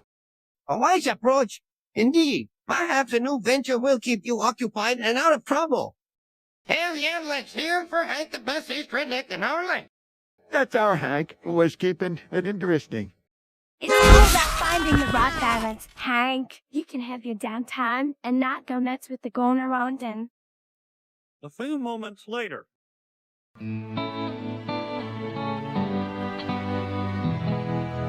You'll ever wonder why I'm always carrying around my phone with that Find My iPhone app open? Can't say I have, Dale. Why is that? Because the CIA abducted me back in a G7 and implanted an Apple AirTag in my ball sack. They were tracking me for reasons? But Dad, isn't that like super illegal? Oh, it was illegal, all right. But when the government wants to do something, they just bend the law a little, you know. Jill, that's ridiculous. You just paranoid because you can't find your keys. I'm telling you, Peggy there had me strapped to a table, and this one got it said, yeah, we're putting a tracking device in here. Well, your family Jewish, and never knew it, they did it. Man, that's messed up. Can we report them or something? No, Bill. You don't understand. They erased my memory of the entire event. It's only recently come back to me. I've been under their control this whole time. Oh my gosh, Dave, that's so exciting. Like a real-life spy story? A few moments later.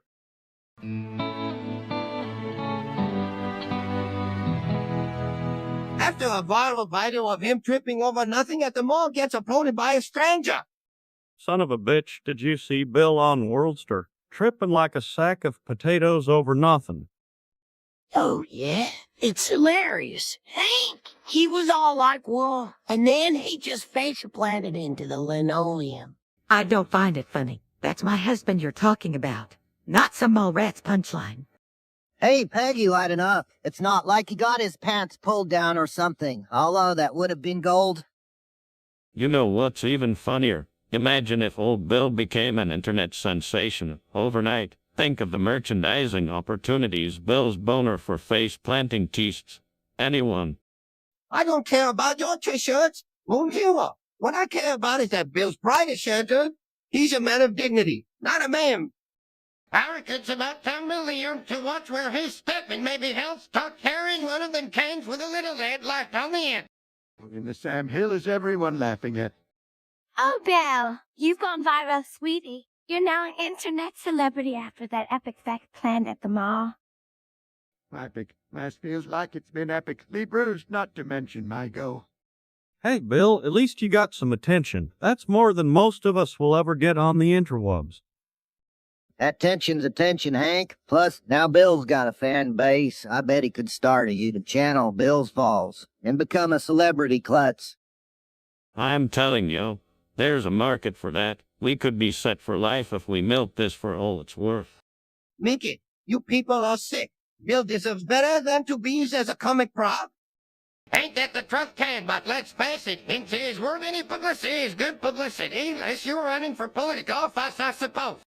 Fine, maybe it's not the end of the world. Bill, do you want to turn this into something positive? Maybe use the attention to raise money for a cause you care about. Well, we're gonna ride this web out. We set up a fundraiser for the ARLEN Mall revitalization project.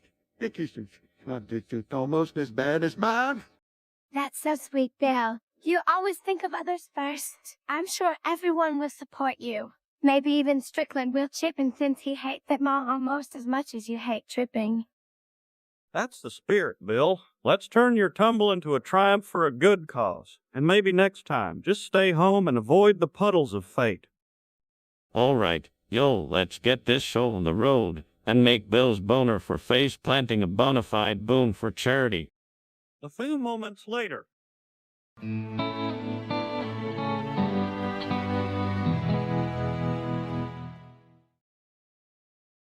For medicinal purposes, and everyone has their own opinion on it. Y'all ever notice how ARLEN could use a decent weed dispensary? I'm talking medicinal, of course, could help out some folks with chronic pain or whatever.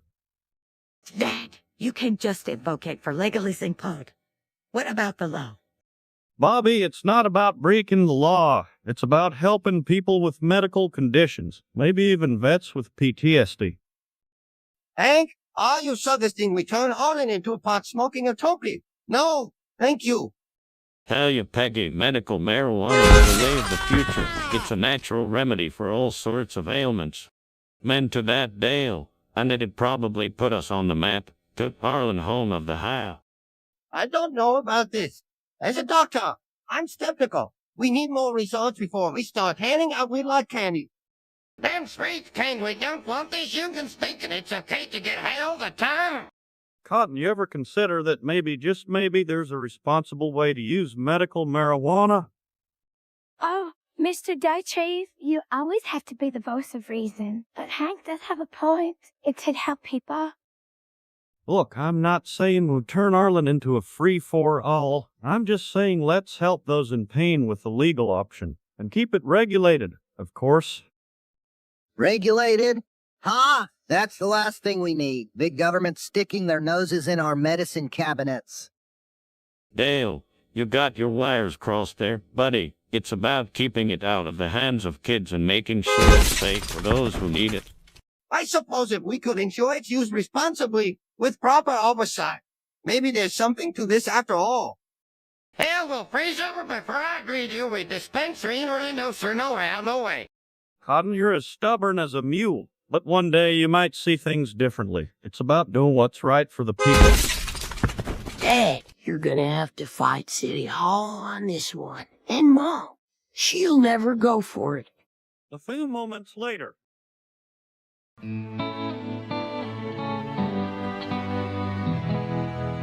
Before. All right, Bill. I reckon it's about time you learned a man's responsibilities. Your mama ain't gonna do this for you forever. But Hank, I thought, well, I always thought this was just a dream thingy. Yeah, Bill, Wake up to the real world, buddy. It's time to shake that money tree. Hey, is it like when you sneeze and stuff comes out your nose? Bobby, that's disgusting. And no, it's not like a sneeze. It's more personal, dear. Oh, I remember my first time like it was yesterday. The pressure, the ecstasy, the relief. It's like your body's thank you note to your brain. Fucking hell, son, you finally get teacher in the club with manual welcome to the big leaders, Bill. Yes, sir, bobblehead. You've crossed the Rubicon. Now you're a bona fide nut-alky. Oh, Bill, don't worry. It's perfectly normal. Everybody does it, even me, when I was your age. You're a girl. How did that work? Bill, you really don't want to know the details. Trust me on this one.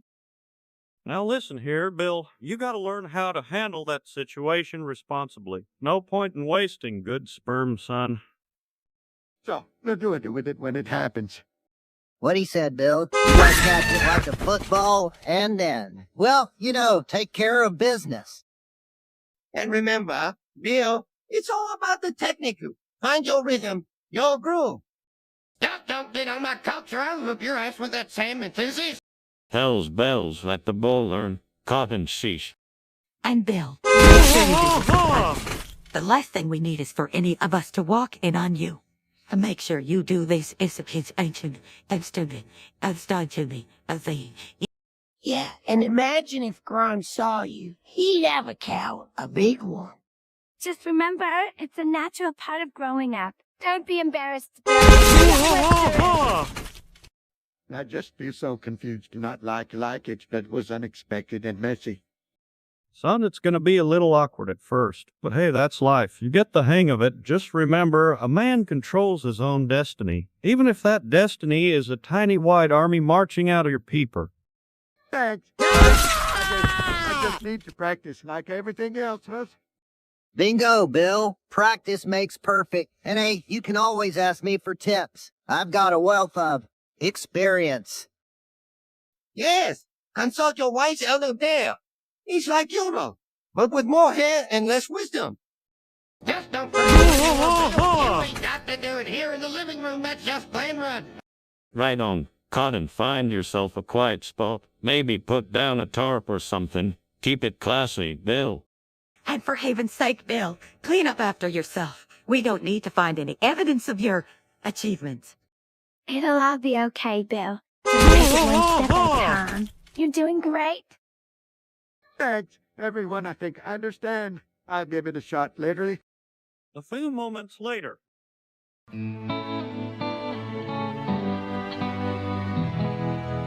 Well, I'll be damned. This here's some high-tech gadgetry. Dad, you're holding it wrong. It's supposed to go on your face, like this. Bobby, that ain't right. You gotta calibrate it first. Now hold still. Hank Hill, are you looking at adult content again? That's the third time this week. Peggy, it ain't what you think. This here's educational. They say virtual reality can teach you anything. I'm just expanding my horizons. Expanding your what now, Hank? The last time it was your waistline I saw expanding. Hey, Clitus, don't be a hater. Hank's just trying to learn stuff. Maybe how to fix a leaky pipe with his eyes closed. Invert. Oh, is this the new porn machine? Because if it is, I'm gonna need a tutorial. Hell, I ain't even sure what this thing is, but I bet it can shoot a mean round of vertical skate. What's all this commotion about? Did someone finally invent a machine to get rid of Bigat's known woes? Oh, Bill, that's so mean. And no, it's Hank's new way to learn about the birds and the beasts digitally. Huck a duck, Peggy. It's none of your business what I'm doing in my own damn time. I'm done with this nonsense. I'll stick to the classics like reading the Encyclopedia Galactica. Hank Hill, you are a stubborn man. And that's coming from me, Peggy Hill. And that's coming from Tommy.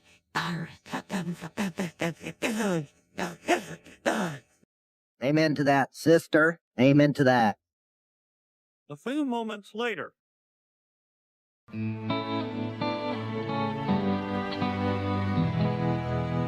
Bubba, have you seen this guy on the telly? Is it what I'm telling you? Hellfire Dale. Ain't that something, Elon Musk, a robot? That's some grade of bullshit right there. Now hold on a minute. You boy are watching much Fox News. Musk is as human as the rest of us. Oh, man, don't be absurd. The man is clearly a machine. He's got no soul. So, Dale, you're not wrong. Robots taking over the world. One tissue at a time. Hell, it must be a robot then. I'm the queen of Boolean land. Well, I ain't got no strong opinion on the matter, but it must wear a robot. He'd be one hell of an advanced one. Oh my gosh, you guys are so funny, but seriously, Elon Musk is definitely not a robot. He's a real person who's doing some amazing things with his companies. Look me sideways, Luann. Have you seen his eyes? No pupil movement. Classic android. Ain't no way in hell he's human, Dale. That guy's got more circuits than a motherboard on a meth bench. Alright, that's enough. We're not falling for this conspiracy theory nonsense. Musk is a man, and a successful one at that. Hank, you're just scared of the truth. The world's full of robots, even if we can see them. I'm telling you, Hank, it's a cover-up of governments hiding the fact that they've infiltrated Silicon Valley with these automatons to control us. Well, I'll be damned, Dale. You got yourself a real-life conspiracy there. Let's start a militia and take back our tech. So, I'm with you, Dale. We need to expose these silicon-based lab forms for what they are. Hell, I ain't got no robot detecting here, but I all say there's a robo Musk on the loose, and I guess we're against the robo-apocalypse. Well, I reckon we should just mind our own business. If Musk is a robot, he ain't caused no trouble for us yet. Oh my gosh, you guys are so out of touch. Elon Musk is doing such important work with electric cars and space travel. He can't be a robot. That would be the most ridiculous thing ever. A few moments later.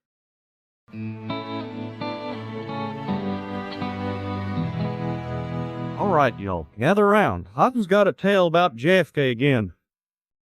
Oh man, not the shin-stealing story. That's like the 100th time.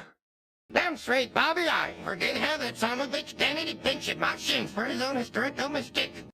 Cotton, you've told us that story more times than we've had dinner at the Chili's on 290. Yeah, Cotton even Hank Jr. sang about something other than your shits. That he did, Dale. But let's hear it again for old times' sake. Hellfire, Hank, you know, I was there. Kennedy came, Aaron loosed my legs and said I could use a little bit of doing it. Before I knew it, tips at my shins were steady. Rigged, and you've been milking that calf for every drop of sympathy since. It's true. My grandfather always said, if life gives you lemons, make lemonade. If life takes your shins, at least get a good story out of it. That's the spirit. Kennedy means gotta take what life gives you out and serve it back with a twist. On Kennedy's cake, serve it up as Camelot. Oh, Bill, that's such a cynical view of history. Cynical or not, it don't change the fact that my daddy's shins are the reason we got that Kennedy fellow in the history books. Speak for yourself, Hank. I think Cotton's shins have less to do with presidency and more to do with his own legendary status around here. That's the goddamn truth, Dale. My shins are what made Kennedy greater. At least that's what I tell everyone to keep him on my side. Fine. Cotton, you can tell your story, but after this, we're putting it in the overplayed bin. Ain't that the way the lady speaks? Alrighty then, story time Kennedy comes to town. Ain't that the way the lady speaks? Alrighty then, story time Kennedy comes to town. They all settle into listening to Cotton's tale for what feels like the umpteenth time, but is actually the first time for anyone who just started watching. A few moments later.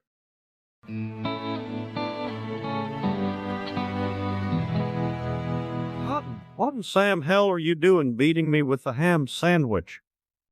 Well, Hank, it's simple. This here ham is the finest cut money can buy, and the man's got to finish property, and if that means one money with it.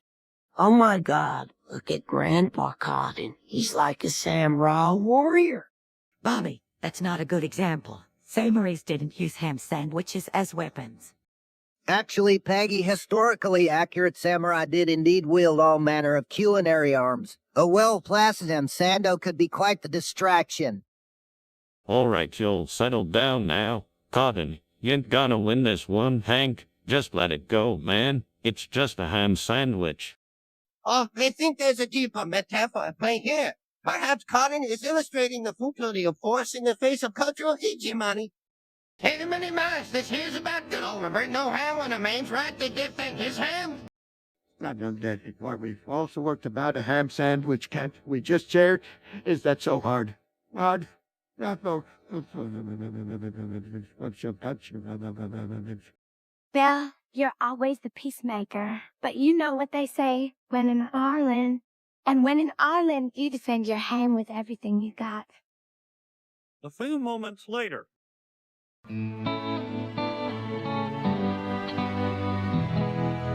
To protest the government.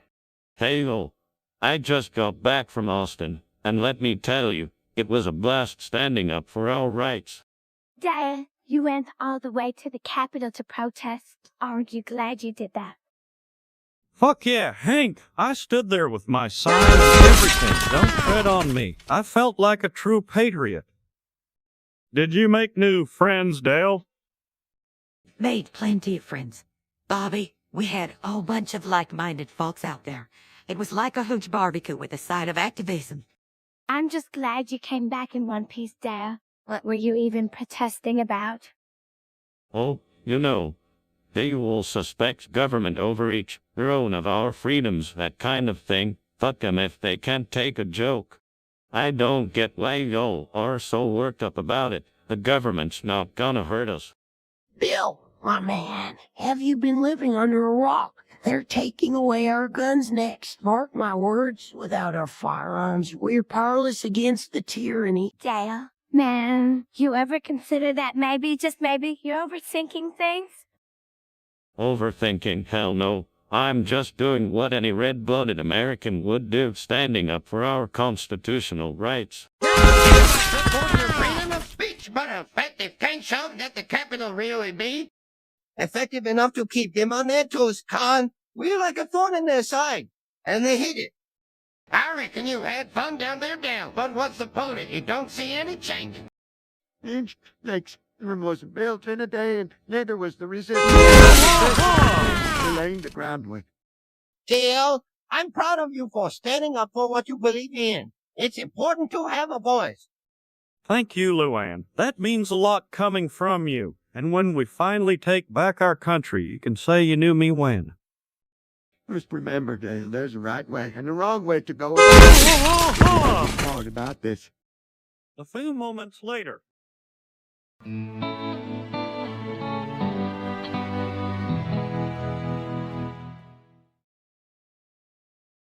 What the hell is going on here? Bill, did you just say you fucked a chair? Yeah, Hank, it's true. I got all worked up watching that network show and when things happened. Man, that's some next-level multitasking right there. Watching paint dry while screwing furniture simultaneously. Hey, guys, maybe we shouldn't make fun of Bill. It could have been a chair's dream come true.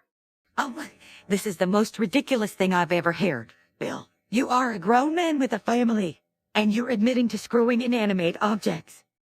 I mean, if it makes him feel like less of a man for not being able to handle his sexual urges around a real woman, well, then more power to the chair. I don't understand the appeal of furniture, but hey, to each their own, right? As long as it's consensual, and the chair is of age.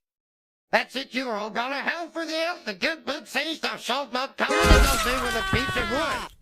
All right, Cotton, let's not get all fire and brimstone on Bill here. He's already had a rough time with the whole furniture thing. Oh my gosh, this is so scandalous. I can't believe Bill would do something like that. What would people think? Gosh, it was just a metaphor. I got really into assembling the chair. Calm down. A few moments later.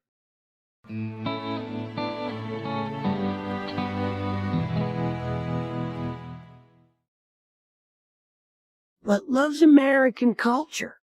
Hey, Con, you ever think about going back to Laos, man? I mean, you seem like you'd fit right in with all that mystical dragon worshipping and whatnot. Fuck no. Dale, why would I want to go back to a place where they don't even have decent food or electricity? I'm an American now, through and through. Besides, if I got deported, I'd be as lost But Con, your family's from Laos, isn't that where you're really from? Bobby, everyone knows Khan's family is from Laos, but Khan's been in Armenia longer than that. He's as much a part of this town as the Dixie chicken. Language. We don't want to scare the children with our ways. With ways. Fuck that. Peggy, I love America. The food, the culture, the freedom to say fuck without getting my head chopped off. That was cool for like a week when I was a kid. But this is where... Con, you ever catch some of them Cajun bands down by the bayou? They got that Zydeco groove that'll make a grown man want to bust a move. It's like a little piece of Laos, but with better tunes and no chance of getting... Zydeco is just French disco, boomhauer. It's all about the white slavery, man. It's slavery. You mean like those poor women forced to marry for their money? That's a real tragedy, Cotton. Oh, Khan, you're like a spice in America's big melting pot. You bring so much flavor without the cultural awkwardness of actually being from another country. Thanks, I think. Look, I don't want to get all political or nothing, but I choose America because it's got the best of everything, including the worst. Like our politicians, but at least we can criticize. Amen to that, Con. Welcome to the home of the free and the brave, where you can be as foreign as a kangaroo in a pina colada bar, but still call it home. A few moments later.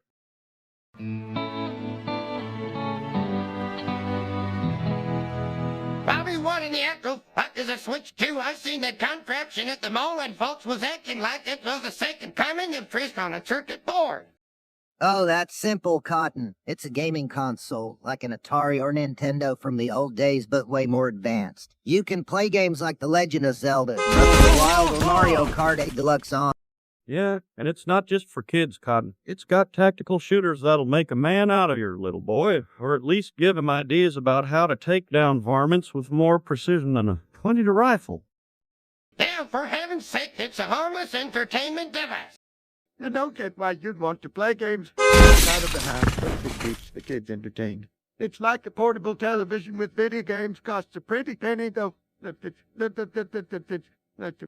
Ain't that the truth, Hank? I mean, it's a fancy schmancy toy, but at the end of the day, it's still just a game. But hey, if it keeps the kiddies quiet, I guess it's worth it taking. Oh, absolutely. Boom here. And let's not forget the social aspect. Kids today are all about being connected, sharing their high scores, and competing with friends only. It's a whole new world.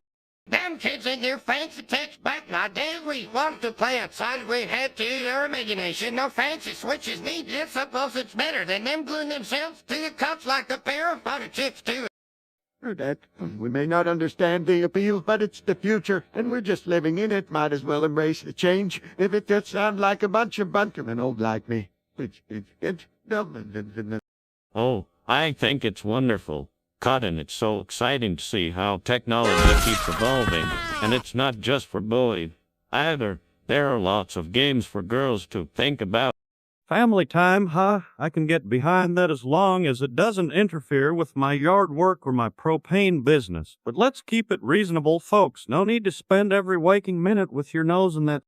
And another thing, Cotton, if the thingy catches fire or starts spouting communist propaganda, you better believe I'll be the first one on the case to expose it as the enemy of the American way. Val, please. It's a device for entertainment, not a political statement. But yes, let's all agree to use it responsibly and in moderation. Now, how about we settle this like civilized people and... Well, I ain't never been much for Betty guns, but if it's family time, hell, or have company, just don't expect no Cotton to give up his chair in the living room. That's my spot. A few moments later.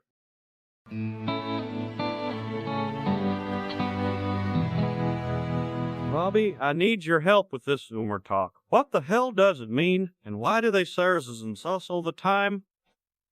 Oh, dang. You two, when you throw something with great enthusiasm, or to express excitement, like, I just scored a touchdown. That's what she said, except she didn't say that because that would imply... Well, never mind. It is also a state of being a vibe, lifestyle. It's like saying, hey, yeah, but cooler. Back in my day, we said it and we liked it. I still say hooray. and I don't like it. It's mandatory for the whole company. Oh, Bill, you old stick in the mud. Times are changing, so is language. We gotta keep up. Then straight language levels is a matter of part of human development. Unless it involves political correctness, then it's a communist plot to undermine American values. And what about Residence Us? Righteousness, but backwards and color. It's like a secret language for yes. It's a mark the beast, I tell you, mark my words, that ball still ain't right. Partner, and sus. It's short for suspicious. When they say you sus, bro, they're asking you think someone is up to no good. So if they say I'm sus, does that mean I look suspicious? Exactly. Hey, it's like calling a man manly. It's just what we all know. For Pete's sake, can we not speak these ridiculous slang terms at the dinner table? I gotta admit, Peggy, this Zoomer talk is like a whole new language. Makes me feel old as dirt. Don't worry, Dad. It'll all make sense eventually, or we'll just make up new words and confuse the adults even more. Hell yeah, I'm all for confusion, especially when it comes to the younger generation. Keeps them humble. That boy still ain't right. Thanks for the help, Bobby. I guess I'll just have to get used to it. A few moments later.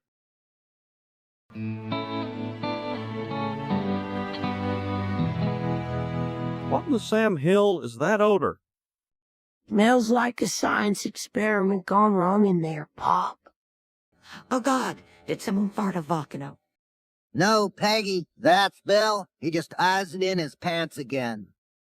Holy shit on a shingle, son. That's some next level self-love right there. Oh, Bill, you gotta keep that to the privacy of your own home, man.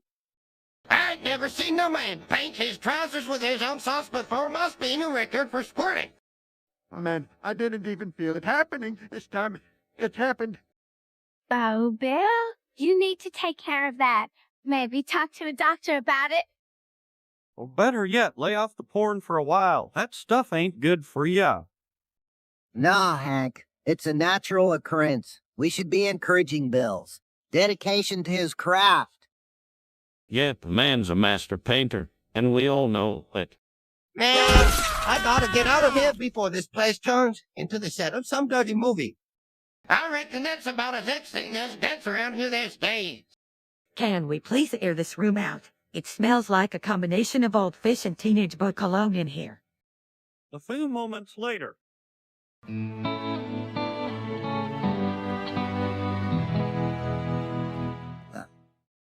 Hey, Bobby, you ever wonder what it would have been like to live back in the War of 1812? Oh, I'm good with my current reality, thanks. Yeah, Hank. Imagine fighting those British coots without all our modern tech. It'd be a bloodbath. Dale, the War of 1812 was against the British, not the Americans. You'll ever stop to consider what Coppin here might have seen him, being an old war horse and all? Me, I wasn't even born until the late 1930s, you dipshit. You. The War of 1812 was 100 years earlier. Oh, Mr. Cotton, what have you from that other conflict you claim to have fought in? You know, the one with the little green man. Hell, I never said I was in no space war. That's just a figure of speech, you damn liberal. Cotton, even if you had fought in the War of 1812, you wouldn't have been fighting British troops. The U.S. was on the same side as Britain during World War VIII. Oh, Bill, that's just a coincidence with the name. They were entirely different conflicts. Right as rain, Lewin. But let's say Coppin did have some war stories from back in the day. Wouldn't that be something to hear? Hank? Sure would, Boomhauer. I'd love to hear about Cotton's heroes, even if they're as fictionalized his claim of being a nuclear physicist. I Ain't nothing fictional about my war stories. I told you it was the War of 1812, and I fought those dangerous redcoats. Cotton, there were no redcoats in the War of 1812. They were mostly green or blue, depending on the regiment. Dale, you're splitting hairs finer than a mouse would his toenails. Let the old-timer tell his tall tales. It's his entertainment, not ours. Indeed, Boomhauer. And while we are at it, let's not forget the historical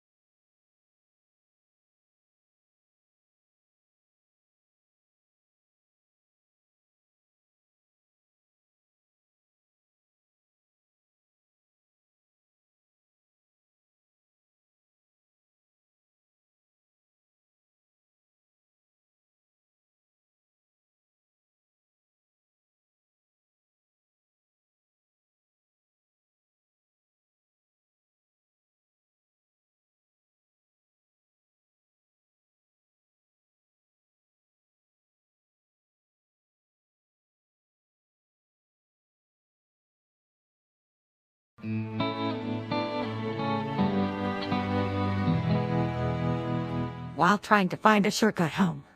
So, Dale, you decided to take a shortcut through the back rooms again, huh? You know, that place is a labyrinth of horrors. Hank, it's not that bad. I just got turned around a few times, and now my phone's dead. Fuck me running. Dad, can I have your old walkie-talkies? I want to explore the back rooms with Klon. Over my dead body. Bobby, those places are dangerous. Last time Dale got lost, we had the whole town searching for him. It's not that bad, Peggy. I mean, it's dark and there are weird noises, but I found some old magazines from the 70s. Score?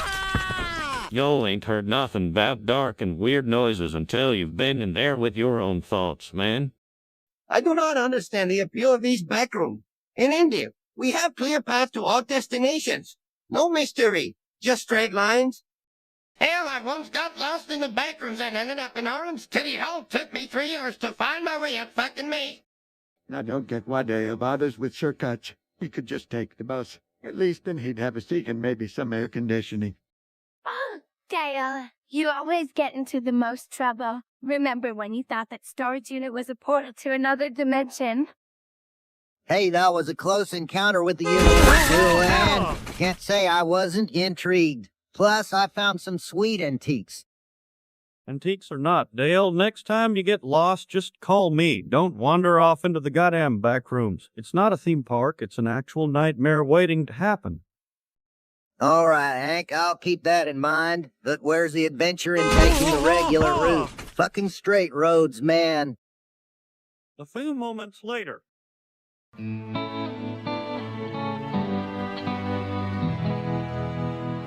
Lake! All right, y'all, gather round. I gotta ask, where the hell is Lady Bird Lake anyway? That's easy for you, Hank. It's right down there by the Colorado River. You can see it from the Barton Creek Greenbelt. Yeah, Hank, it's between the Ian Richards Bridge and the downtown skyline. It's actually a reservoir formed by the damming of the river. That's right, Peggy. And let me tell you, it's a heaven for all sorts of wildlife, not to mention hikers and hippies. I think you mean eco-friendly kayakers. God. Yeah, if they're out there paddling around, they're eco-friendly whether you like it or not. And keep your socialist views to yourself. Oh, Lady Bird Lake, Ty, it's beautiful over there. Especially at sunset, you can see the bats too. Millions of them. Yeah, them Brazilian free tails, they put on one hell of a show every fucking nature, man. I love Lady Bird Lake. It's so serene. The hike and back trail is perfect for jogging. Plus, there's this great little cafe right by the water. All right, y'all made your points. I'm gonna take the family down there this weekend. Maybe we can spot some of them bats Dale was talking about. As long as we don't run into any of those crazy environmentalists, I'm in. Hell, Peggy, the more folks appreciate the lake, the better it is for the environment. We should all be out there doing our part. Yeah, and maybe we can see the Congress Avenue Bridge bat emergence. Hey, it's like a million bats flying out at once. That sounds like a damn sight better than watching the Cowboys game on TV this weekend. Let's do it, family. Adventure awaits. A few moments later.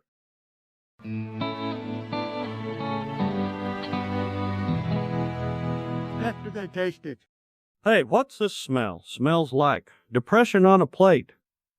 That's what I said. It's Cotton's special Thanksgiving dish. He calls it Sadkin dinner. Hello, it's like eating tenant from a Canucks been sitting in the sun for hours. This is the taste of Thanksgiving. You get that salty, metallic flavor right at the end. It's like a culinary hug from your uncle who just lost his job at the rubber factory. I dunno about yo, but I reckon it's got that down-home cooking feel to it. You know, like when your mama tells you there's no more food in the house and go to bed. This is an affront to my culinary sensibility. I demand a taste of Peggy's casserole, something that doesn't resemble the tears of a corn.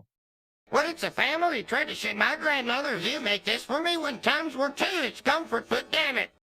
I think I'm actually feeling a little less suicidal since eating this. It's like edible antidepressants.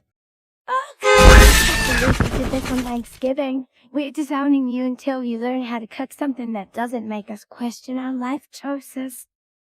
All right, everyone, let's not be harsh. It's the thought that counts, right? Hot and maybe stick to grilling this time around. Or better yet, deep fry everything. You can't go wrong with deep fried depression. It's like the lazy boy to your taste buds. Well said, Dale. Men to that. A few moments later.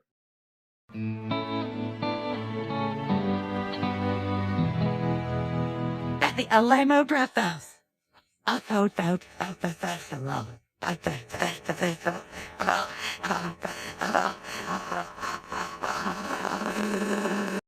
Hey kid, what did you do now? Did you put dog shit in Cotton's hamburger again? Oops, I guess Bill and Lewin's cooking lessons didn't cover how not to poison your grandpa. This is it, boss. The perfect opportunity to get rid of that old cook for good. No. Deal. That's not the way of the jitty. We must use our powers for good, not evil. Bobby Hill, you were grounded for a year of Saturdays, and that's with me not watching cartoons. Year of Saturdays with you. Hell, that's like getting a lifetime supply of aluminum foil hats for conspiracy theories. Cotton's gonna need more than a napkin to wipe his ass after this. You know what I'm saying? Hey, it's a good thing I didn't put cat turds instead. Huh? What in Sand Hill is a cat turd, boy? Never mind that, Cotton. You gotta get you to a doctor, and Bobby's gonna make it up to you by washing your mouth out with soap. Oh my goodness, Bobby. You can't just go around putting doggy dodos in people's food. That's disgusting. Language, you lady. Bobby, you were $10 with a $1 account. Remember, the force will be with you, always, even when you are shitting it out after eating dog shit. If I had $1 for every time that ball got me into trouble, I'd have an oath to buy my own dog shit hamburgers. Let's face it, this is the best thing to happen at the Alamo Draft House since they started serving beer. That's it, Dale. You're banned from ever coming to the Alamo Draft House again. Well, I guess that means no more movies for Dale, unless he wants to watch Old Yeller again, with subtitles. This is the last straw. Bobby Hill, you are officially on a liquid diet until further notice. But what about my popcorn? A few moments later.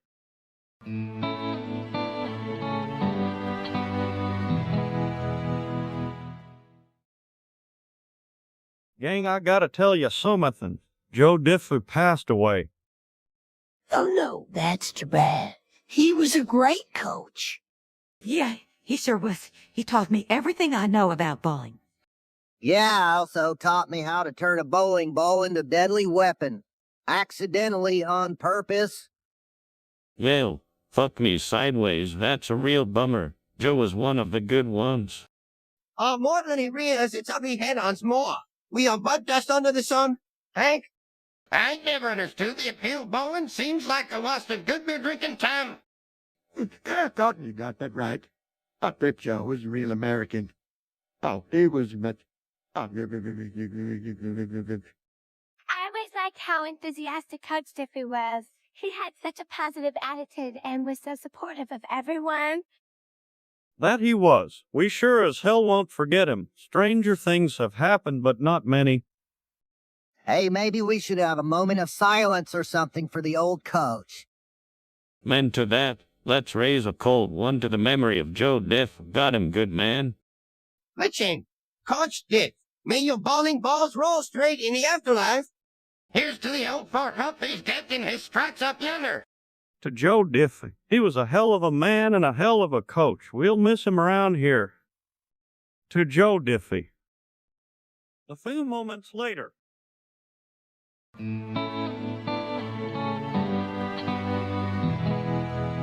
Hey, Bobby, you ever wonder where those video game characters come from?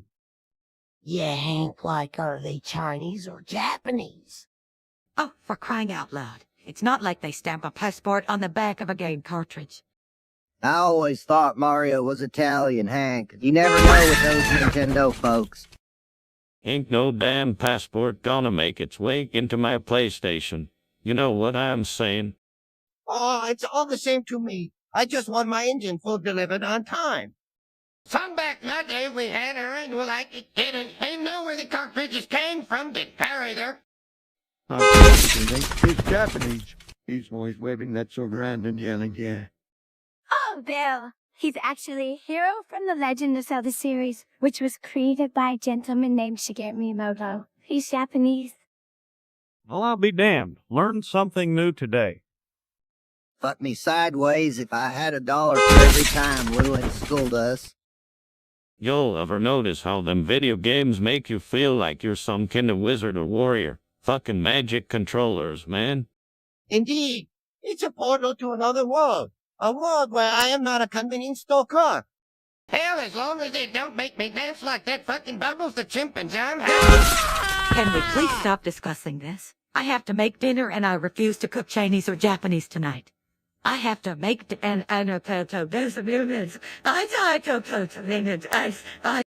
A few moments later.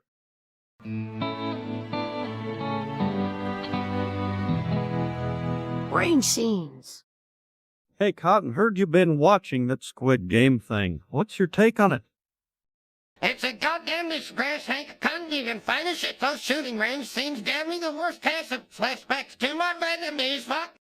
Oh, Cotton, you should see my collection of I can stage a little game for you. It's all in fun. Hey, maybe we can get you a virtual reality headset. You can shoot squids and stuff without the nightmares, eh, Cotton? Dale, that's not a solution. We should be more sensitive to Cotton's feelings. Maybe skip the war movies for a while, huh? Cotton, you realize those squids are just a metaphor for the struggles of life, right? It's not like they are real. You'll need to chill out. Cotton's seen some shit, but that don't mean he can't enjoy a little Korean game show. Hell, I'd watch it if it didn't make him so twitchy.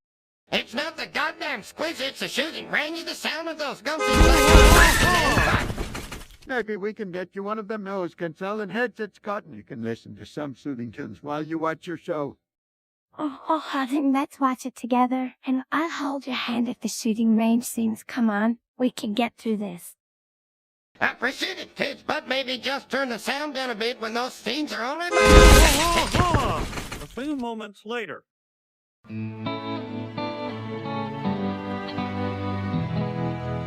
Because he saw it on a soccer jersey. Bobby, what the hell is a gooner? I seen it on that soccer jersey your mom bought for you. Oh, that's easy, Hank. It's a fan of Arsenal Football Club. They're called Gooners because the founder of the club was nicknamed a doctor. He worked at a dockyard, and Gooner's just a play out. Arsenal? Huh, sounds like something you'd do after a hard day's work, son. Yeah, Hank, it's not like they're Niners or some pansy team from California. Arsenal's tough, they got history. And they got this guy, Thierry Henry, he's French, plays like a fucking gazelle. Mr. The only soccer we need around here is the kind you play with a bear can in the backyard. Oh, Cotton, that's so sweet, but you know, soccer has been around for over 100 years. It's the world's game. In my country, we call it football, and it's the only football that matters.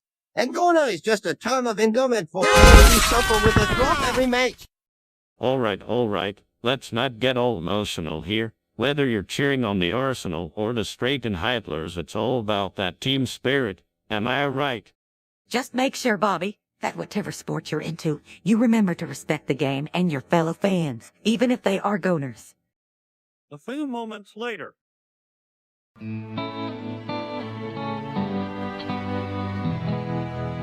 Peggy, what in the hell is this? Oh, it's our new piece of motor art for the living room, Hank. It's a print of my soul. Isn't it beautiful? That's gross. Why would you make a print of your butthole? Yeah, Peggy, that's a little depersonal, don't you think? Hell, I never looked at a more confusing piece of art in my life. What are we supposed to see here? The beauty of the human anatomy or just another one of Peggy's quirky ideas? Oh, this is barbaric. You people have no respect for art. Only your own filthy buddies. I reckon it looks like a rattlesnake. Was there a fucking light switch on it? Oh, Peggy, this is just too much. You can't just display your private parts for everyone to see. I don't even know what to say. I thought the petrified wood was bad, but this takes the goddamn cake.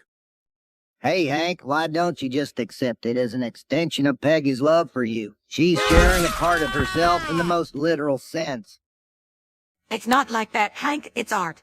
And it's going to be the centerpiece of our living room. Deal with it. And it's going to be this.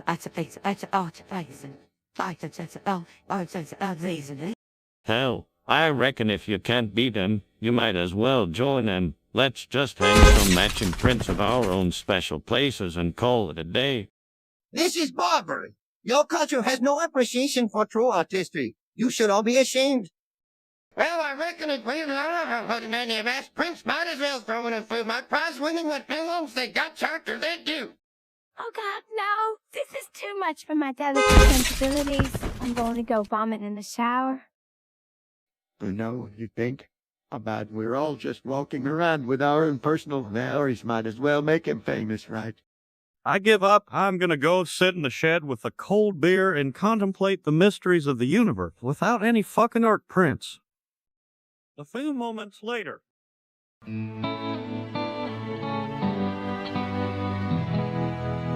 not cleaning his room. What in the Sam Hill is going on here? Dad, it's a new trend. You gotta see my OnlyFans. I'm a hot dog gobbling sensation. Bobby Hill, that's not appropriate. And where did you even hear about OnlyFans? Let the boy hustle his way to fame, Peggy. The world's gone soft if you can't make a buck off your own gluttony. Yep, I reckon that lad's got more guts than a barbecue buffet. Oh, I must witness this digital spectacle. Bobby, you are a visionary. Hell, I had you up and it helped me stuffing my face on camera too. Might even clean my room for some dough. Clean your room out doing with mice last night for that very reason. And he deserves every single spank, Bill. You're a grown man and you can't keep a room tidy. Disgraceful. Hank, you're killing his vibe. The kid's got talent, and I'm not just saying that because he's my nephew, although that does factor in. This is getting out of hand. Bobby, shut down that account right now. Oh, Mom, but I've already gone viral. Viral, son of a gun, that boy's all over the internet like a rash. Indeed, he's the sensation of the digital age. Kudos to you, Mr. Hill. And maybe you can teach me how to get famous too. That could use a new big one with my roof cabin, you know. Oh, I wouldn't dream of it, Hank. But Bill better learn to clean up after himself, or he'll have more than his hide tanned. All right, I get it. I'll clean my room and apologize to Lewin. We've just calmed down now. Calm down. This is the best drama since the time Nagler's cat went missing. A few moments later.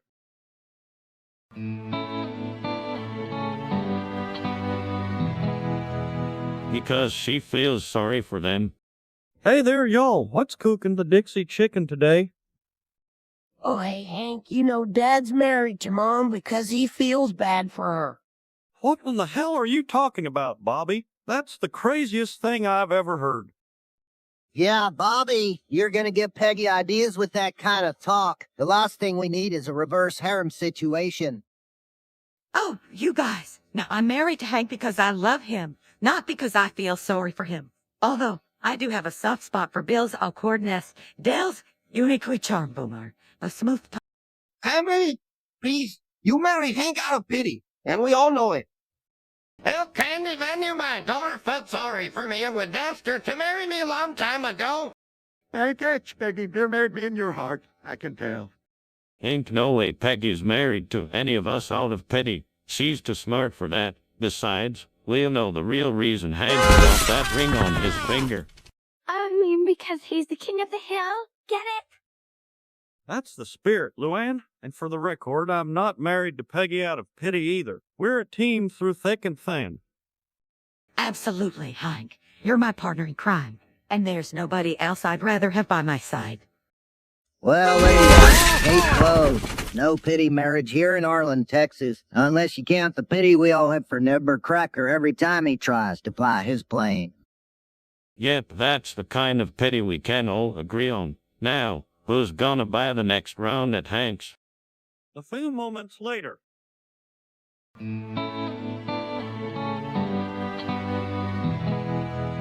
But everyone else just thinks he's delusional. But everyone else just thinks he's delusional. Listen closely, my friends. I am not just Khan, the proprietor of Strickland Propane. No. I am also an undercover operator of international agents.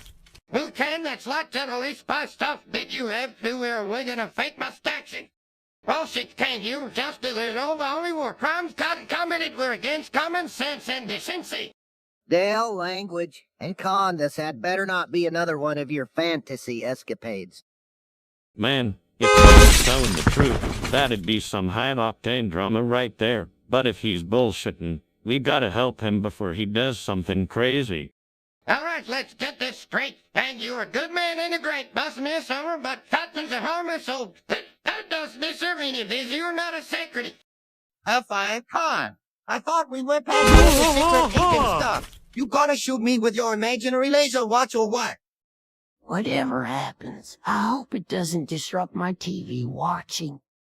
Maybe you should stick to the propane business and leave the espionage to the professionals. Professionals? Professionals? This is about justice?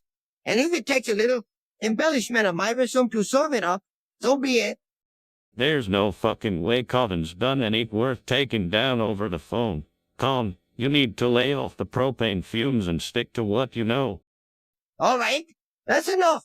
Con, let's get you some help. Okay, you're a good man with a big heart, but this secret agent business has got to go. You think you can just dismiss my mission? This is bigger than all of us. Cotton will answer for his crimes, one way or another. Con, enough. We're all going to sit down and talk this out like civilized people. And no more talking about killing Cotton, understand? A few moments later. And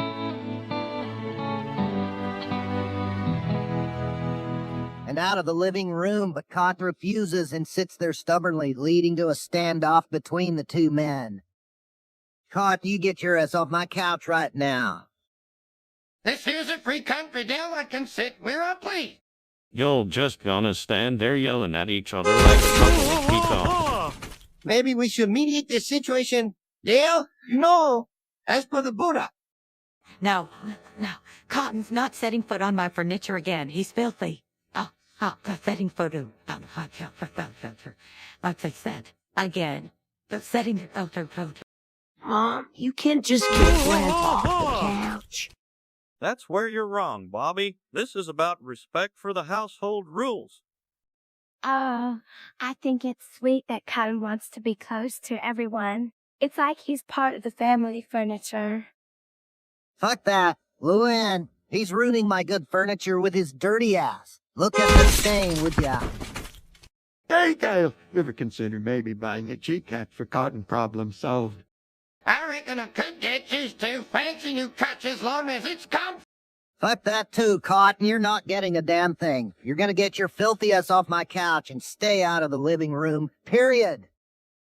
I'll have it. Dale, we could invoke an ancient Tibetan ritual to cleanse the area and appease the others.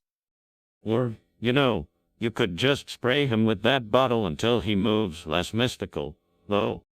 Good idea, Hank. Hand me that bottle. This old man's had enough of Cotton's shenanigans. I'll show off. I'll sit with you back there and you can't do a thing about it. Oh, see about that. This is my house, and I draw the line at your dirty habits. Cotton. All right, folks, let's not turn this into World War III over a couch. Maybe we can find a compromise, like a special cotton spot that's just for him. Yeah, Grandpa, how about it? A little space on the floor or something. I suppose that ain't so bad. A cotton spot that works for me. Fine, but that spot better not be anywhere near my good furniture. And no spray bottle and Tex, Hank. A few moments later.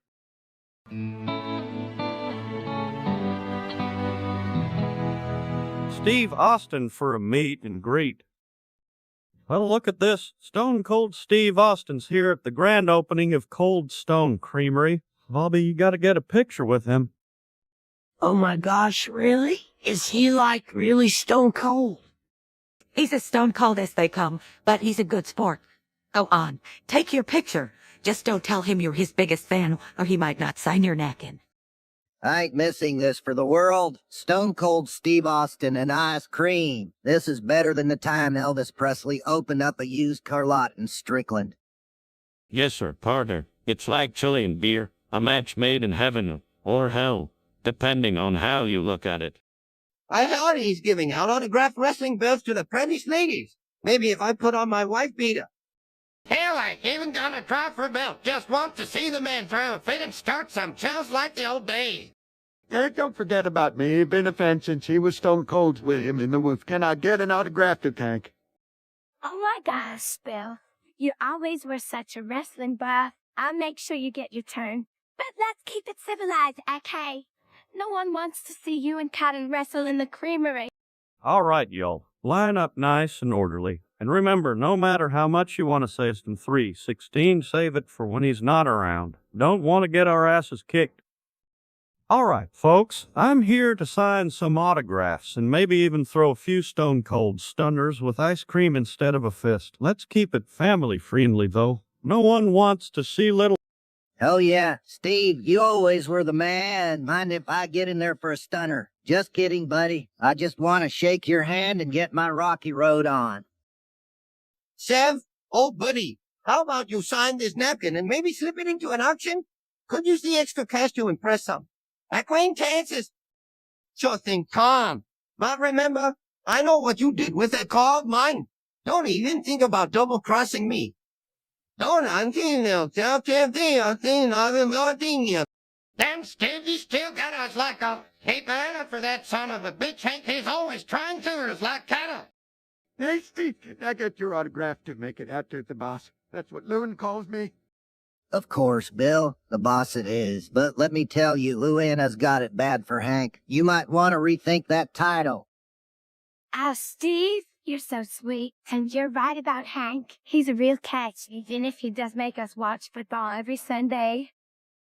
All right, y'all, let's keep the line moving. Remember, be respectful and no trying to steal his wrestling belt like you did with my John Deere cap, Dale. Hell, Hank, that was a different time, a different cap. This is about the brotherhood of Stone Cold and Cold Stone Creamery. Plus, I found that cap in the wash. Almost as good as new. A few moments later.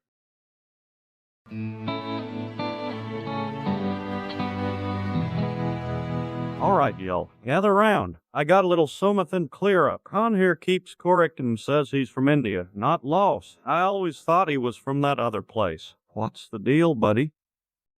Oh, Ireland's most enlightened citizen, Hank Hill, finally gets it through his big Texas school. Yes, from the land of Anaheim, Bollywood, not the landlocked Southeast Asian country known for its... But, Mr. Khan, you wear those coat pants with the elephants on them. And you always talk about the monks with the orange robes. Bobby, your history is showing again. Comes from India, the birthplace of 4 major world religions, not Laos, which is where we got those cute little stabbies of butter for the living room. Yeah, and speaking of religions, I once had a vision of the Virgin Mary on my tostada at Taco Shack. She was wearing a sombrero and had a cheese hat.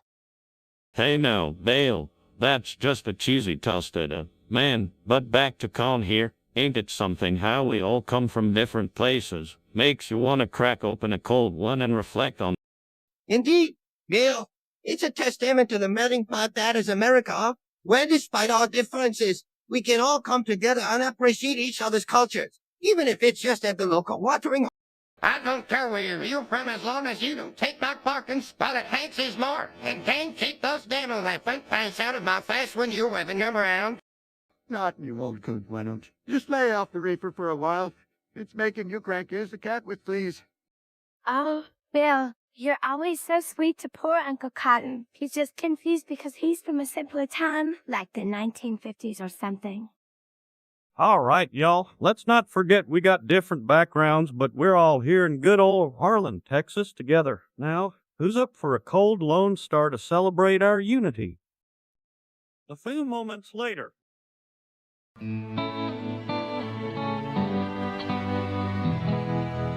Steve Austin as the grain opener. All right, y'all gather round. There's some news that's got the whole town buzzing. What is it? That's the new ice cream place.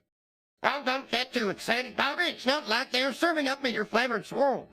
Yeah, but it's not just any ice cream joint, Hank. Stone Cold Steve Austin himself is opening the Cold Stone Creamery here in Arlen. Hell yeah, that's the stuff. Stone Cold's gonna be scooping up some grub with his own two hands. I reckon he'll throw in a Stone Cold stomp for good measure.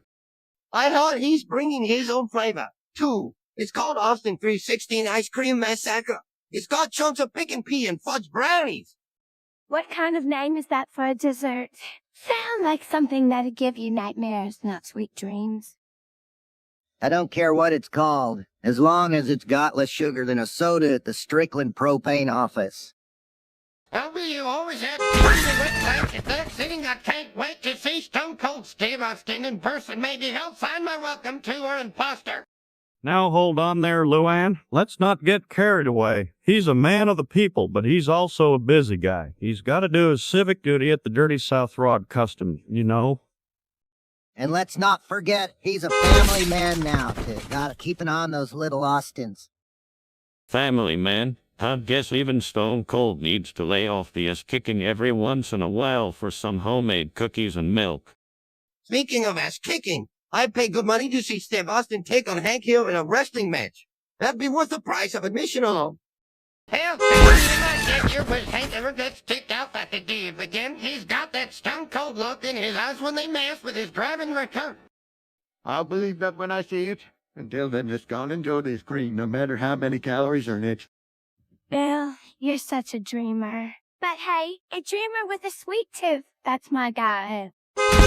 All right, let's keep it family-friendly here. We're gonna go check out this grand opening and maybe even get a picture with Stone Cold himself. Damn straight, Hank. And I'm bringing my own cooler for the occasion. You never know when you might need to cool down a situation. A few moments later.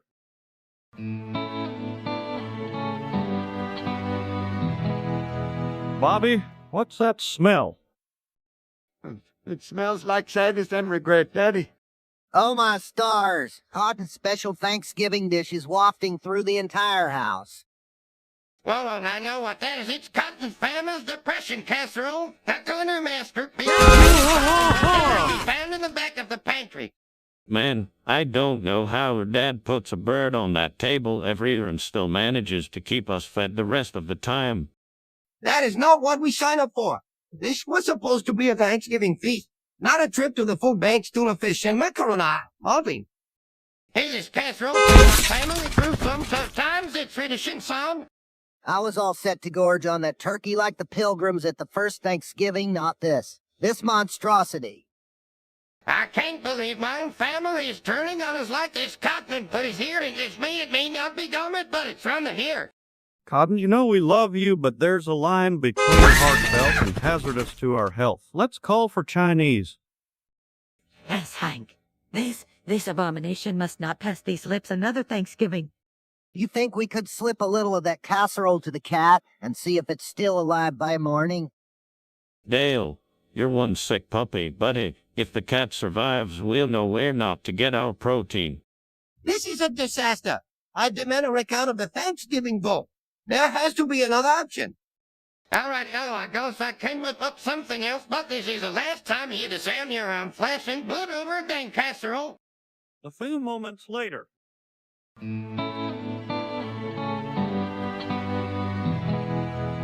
Hey there, bunch of losers. What's cooking this fine morning? Hey, Dad, Luann just called Bill the boss again. You know, 'cause he's her sugar daddy and all. My stars and daughters, that's disgraceful. A woman of Luann's age selling herself for material gain. Selling herself? No. Peggy! She's not selling herself. She's exploiting the capitalist system. That Bill character is just a benefactor, providing financial support in exchange. Yep, and if you ask me, Luann's got that sugar daddy thing down to an art form. Keeps her in the finer things in life, like those fancy hairsprays and, other stuff. Oh, what a beautiful arrangement. A young woman trading her time for money. Okay, in my country, we would simply steal the money we need. Much more efficient. I've taught me everything I know about working hard for your okay. And in this family, it's for that time I accidentally won the lottery, but that's a story for another day. Listen up, everyone. This is a mutual agreement between two consenting adults. Loon gets some financial security, and I get, well, let's not pretend this is anything. It's not like that. Bill's a good guy, and he takes real good care of me. Plus, I can quit anytime I want to. Well, I guess as long as everybody's happy and doing right by each other, it's nobody's business but their own. But remember, Luann, there's more to life than just fending a sugar daddy. You gotta have some And don't forget, Hank, that self-respect often comes with a price tag. You can't buy it at the store, but you sure as hell better be prepared to work for it. Work for it. This is not the lesson we want to teach our children, Hank. Yeah, as long as Luan is happy and the bills get paid, that's all that matters, right? This is a disgrace. In my culture, we would never allow such a thing to happen. Can you always gotta find something to be okay about? Let's just drop it, tough. Oh, y'all will make sure Lou knows that the boss is taking real good care of her today. You have a great day now. Thanks, Bill. You really are the best boss a girl could ask for. A few moments later.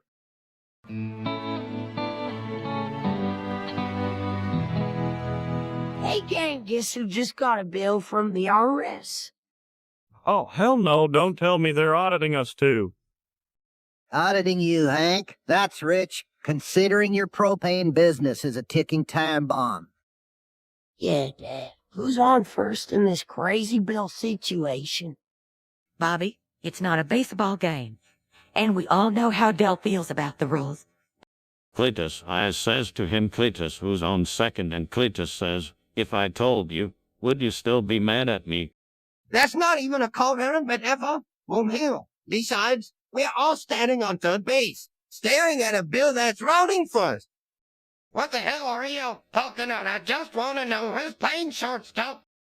All right. Nobody's playing any sports here. We're talking about real-life bills, people. Who's gonna foot this bill? Damn it, Bill, it's like every time we turn around, there's another expense. First it was propane, then the house, and now this. I swear, if I have to pay one more bill, my head's gonna explode like a damn... Speak for yourself, Hank. My head explodes like a firework every time I see the word bill. And sometimes when I hear the word firework, and occasionally when I just think about the concept of explosions. Can we please focus on this, Earth Bill? We can't just explode metaphorically every time we're stressed out. Yeah, let's get practical. Maybe if we all chip in, we can cover it together, like a community-supported agriculture program, but for taxes. Cletus, I says to him, Cletus, why did the chicken cross the road? And Cletus says, to get away from the farmer who's about to turn him into chicken fried steak. Enough with the chickens. Won't heal. We're trying to solve a problem here. Let's all calm down and figure out how to handle this like adults, not chickens running from a farmer. You know, I read that chicken was just trying to beat the Pac-Man too. Chickens had to file taxes, which they don't because they're chickens, and that's fucking bananas. A few moments later. The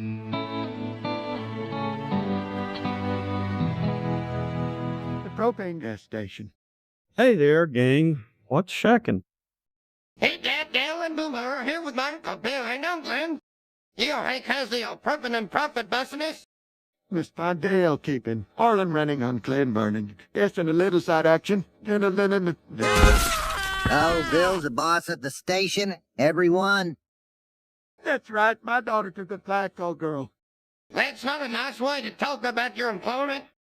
I work hard for my money, and I like to take care of my girls. Loon here is special. Luann, you're not, working that job, are you? Oh, no, Hank. It's just a figure of speech. That's very generous. Generous my ass. He's buying favors, and you're selling Luann. Well, hell, Dale, and ARLEN, it's all about the barter system. Oh, don't be silly, Dale. Bill's just being a gentleman. I consider myself a benefactor to your personal ambitions, Loon. This is disgusting. You're taking advantage of my sister. You were taking advantage of you were taking. Hey, no one's hurting anybody here. Looney's a consenting adult, and Bill's happy to help her out. That's my girl making something of herself. All right, y'all, let's just keep it civil. Luann, you better not be relying on that for your whole income. Oh, Hank, don't worry about me. Bill takes good care of me. The real gentleman. Can we stop talking about this now? I want to watch cartoons. A few moments later.